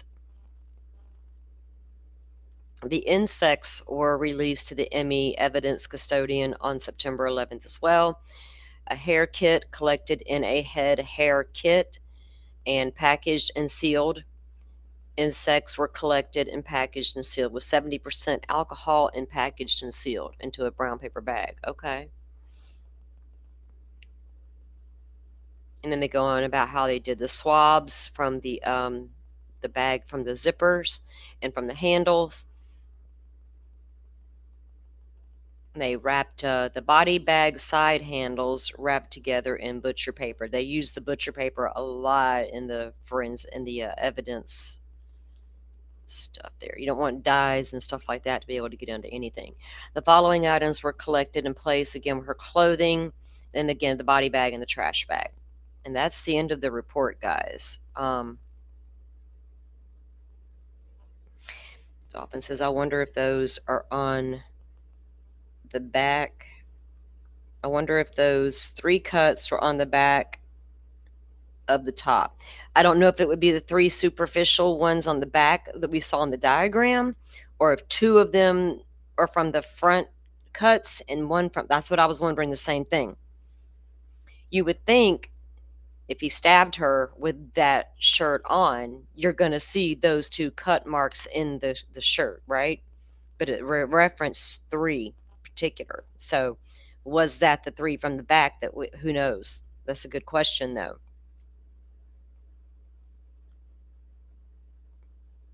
Yeah, Rachel, you're correct. The entomologists will tell the story. They're going to have to get their bug experts in there, right? And we're going to get schooled and all of that if they go to trial, which is so interesting because the jury has to know it. They have to understand it. What if they're not really familiar with anything true crime? They're not familiar with lots of episodes of forensic files. It's not their wheelhouse. They don't care. They're not into it, but they're called to serve, and they're going to go do that because that's what they do, right? Of course, we need that. So they're going to need it explained to them if they're not familiar with it, right? Just like when we get those cell phone data experts, we got to sit through the grueling testimony of how they're qualified because not everybody knows, right? And we got to make sure. That'll be because we haven't had a case in a long time where stuff like that would come into play, right? I remember when they did the search warrant on Koberger's car and the return came back for a shovel. I was like, oh, give me some soil tests, please, please, please. And it was a big nothing burger, it turns out. I wanted there to be some soil on that damn shovel so bad that could tell me something. Just give me a hint of an area, right? We'll be on our way with our shovels. But we didn't get it. We got a lot of nothing. Speaking of, and Doug, I love your receipts, salty. Well, we like to bring the documents, right? And speaking of receipts, I'm working on a case. Something's breaking the internet right now. Some of you may be aware. Some of you may not be aware at all, because it just don't matter in the big scheme of things. But it matters if you're going to use it to tarnish things worse than they already are. So Idaho 4 case, long gone, over with. Guy said I did it, sentenced, everything done, except for this new book that just came out or is about to come out. And boy, am I getting a lot of things about that new book. I've been reviewing some of the stuff that has been sent to me, some of the stuff I found on my own, a new interview I found just a little while ago before I went live that I've got now sitting here to review in a little bit. I'm reviewing some stuff, guys, because I'm going to jump into what's being said in the Idaho 4 case, because y'all been around here for a hot moment. I've been following that case from the beginning. Don't mess around, right? Well, we're going to do that show. And it's because I don't believe a damn thing I'm hearing right now coming out of this alleged book, this fiction.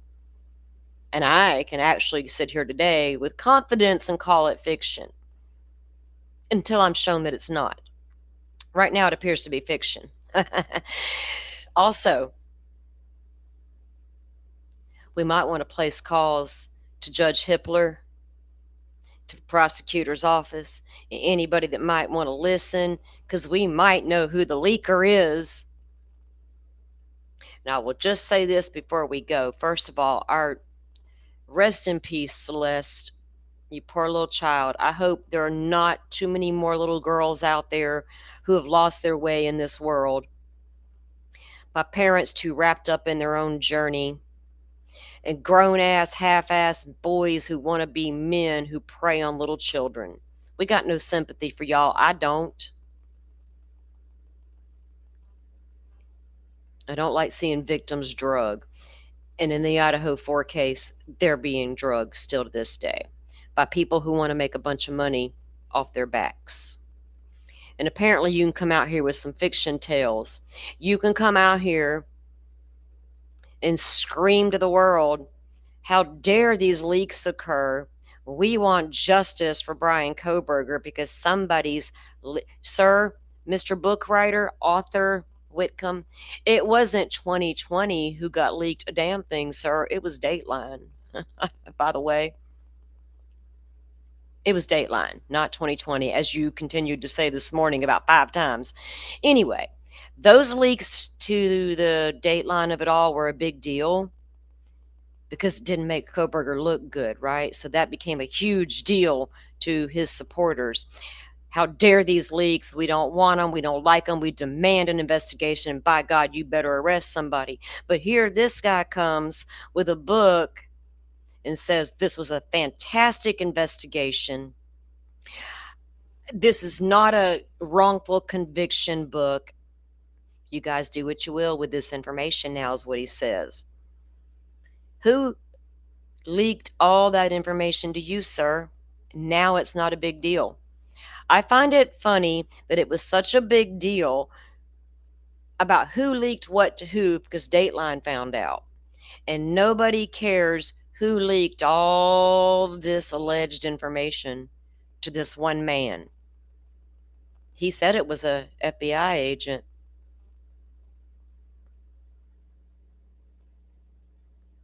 From what I heard, FBI agents would never do something like that. I don't know. I think Enton and Banfield's got a couple of those sources, don't they? FBI agents. Maybe they would after all. I don't know what to believe, y'all. Who's the leaker, Firefly? Whoever the hell leaked all that information to the guy writing the book has probably been leaking information to everybody. Whoever would listen. Somebody's had the information all along. Somebody's been leaking it all along. I'm being a real smartass when I say I know who it is because I don't know. But I think it's really funny how this guy, as of this morning, from what I heard with my own ears, and I will bring it to you guys, he says it was an FBI agent. So how come I can't believe that same FBI agent or another one? Because let's be real about who investigated Brian Koberger. FBI. Not our case, not our case.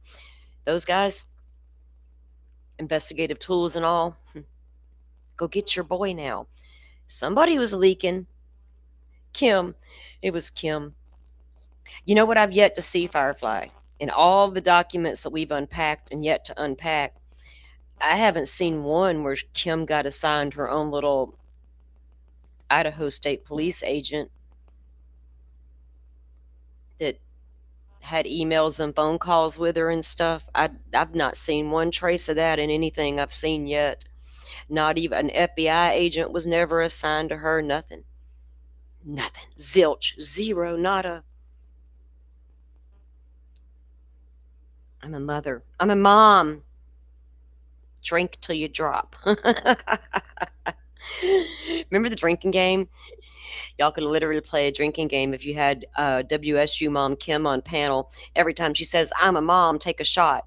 You'll be tore up from the floor up by the end of the broadcast. All right. No, I just find it odd that the people right now singing the praises of the man who just wrote the book and all his secret information he was able to get a hold of is perfectly okay.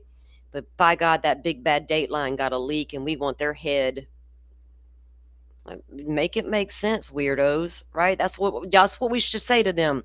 Make that make sense. You sound like you're 3 years old now, crying about a Dateline leak, but falling all over this man and his leaked information. Like it's, I don't know, a gourmet fucking meal. It's weird. It's weird. But I'm consuming it. Not consuming it, I'm just reviewing some stuff that I'm finding and stuff that was sent to me that's and thank you for those helping me find information that might help debunk some stuff. I appreciate you. And I still got that one file to go through, and I'm going to be doing that here in a little bit. I'm going to make afternoon coffee, and I'm going to sit outside and touch grass and be at peace and read this thing that was sent to me so I can take my notes and get back to you guys. Some people like to insert themselves. Well, you know, you can't be mad at the guy writing the book, right? Because there were other books written that we were here for. So you can't, I'm not going to sit here and go, well, I believe Koberger did it, so I only want to read the books that claim he did it, right? And I don't believe he didn't do it, so I don't. That book's stupid. The thing is, there's a bunch of books being written. They're all doing the same thing. They're just doing it in different ways. Just like some creators purposely came out and did things certain ways. Some just come out and talk about the cases what it is based out of documents. Some have a different angle. And it's going to be that way with everything. Those were the days. Oh, I saw her recently. Okay, it was a couple weeks ago, and I was scrolling YouTube, and for some reason, a little whisper in my ear said, go look at something for a second. So I did. And the minute I clicked on it, somebody had left a comment under the video, and it was WSU Mom Kim. I said, oh, that's why I was sent here. So, of course, I had to reply. But she's yet to hit me up for that interview that I'd like to do. Did this guy that just did the book, did he, he didn't just do it. Cuz knew what he was doing. All insert themselves. The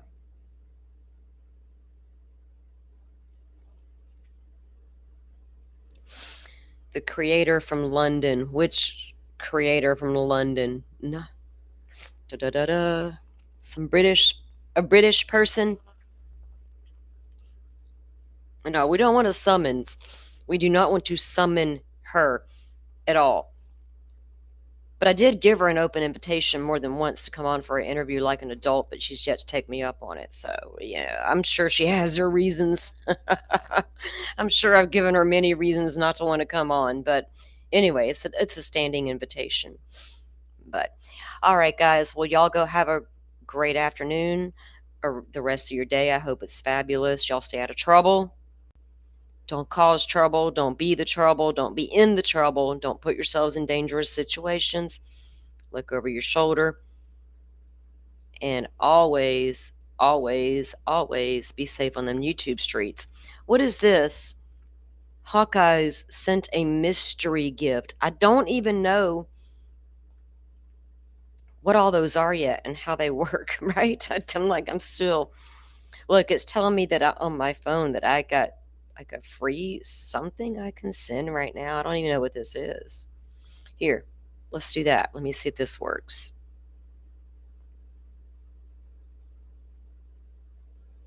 No, it didn't work. What's going on here? I got to look into that little thing. Oh, okay. Jules. Oh, that's right. When I went to my notifications, when you guys did that the other day, and I went to the back end, I had some information about this. The rollout they're now doing. And it's all better meant to serve the vertical lives from what I'm understanding too. So yeah, you don't ever say Bloody Mary in the mirror 3 times. I have a bunch of siblings. Which one can we force to do it today? Who can we trick into doing it today? And then halfway through they're like, you're tricking us into saying it. They're like, we had a whole thing. We were devious little children. We are devious. You sent the floating hearts. Okay. Well, thank you, Hawkeyes. I appreciate the mystery gift. I always appreciate when you are here. Rock Chalk was here earlier, and we wished her a belated happy birthday. And you were the reason I knew it was her birthday. Or that she had just had her birthday. So, all right, guys, y'all go be good. Don't cause trouble out there. Be safe. And all the things that you do. Meet me back here tomorrow. Tomorrow's Friday already. I feel like this week flew by. I don't know why. It feels like it's been a quick week. Anything that breaks out overnight or in the evening, there was a particular Brian Enton episode as of late that I reviewed last night. And I was like, finally, I'm here for it. So I want to bring that to you guys, but we're just not going to do it today. We had this topic to talk about today. So y'all join me in the morning. Come back. We'll do some case updates and wrap up this week in true crime. Until I see you then, y'all be safe out there. Y'all have a good one. Thank you all for watching this here video. Please like subscribe.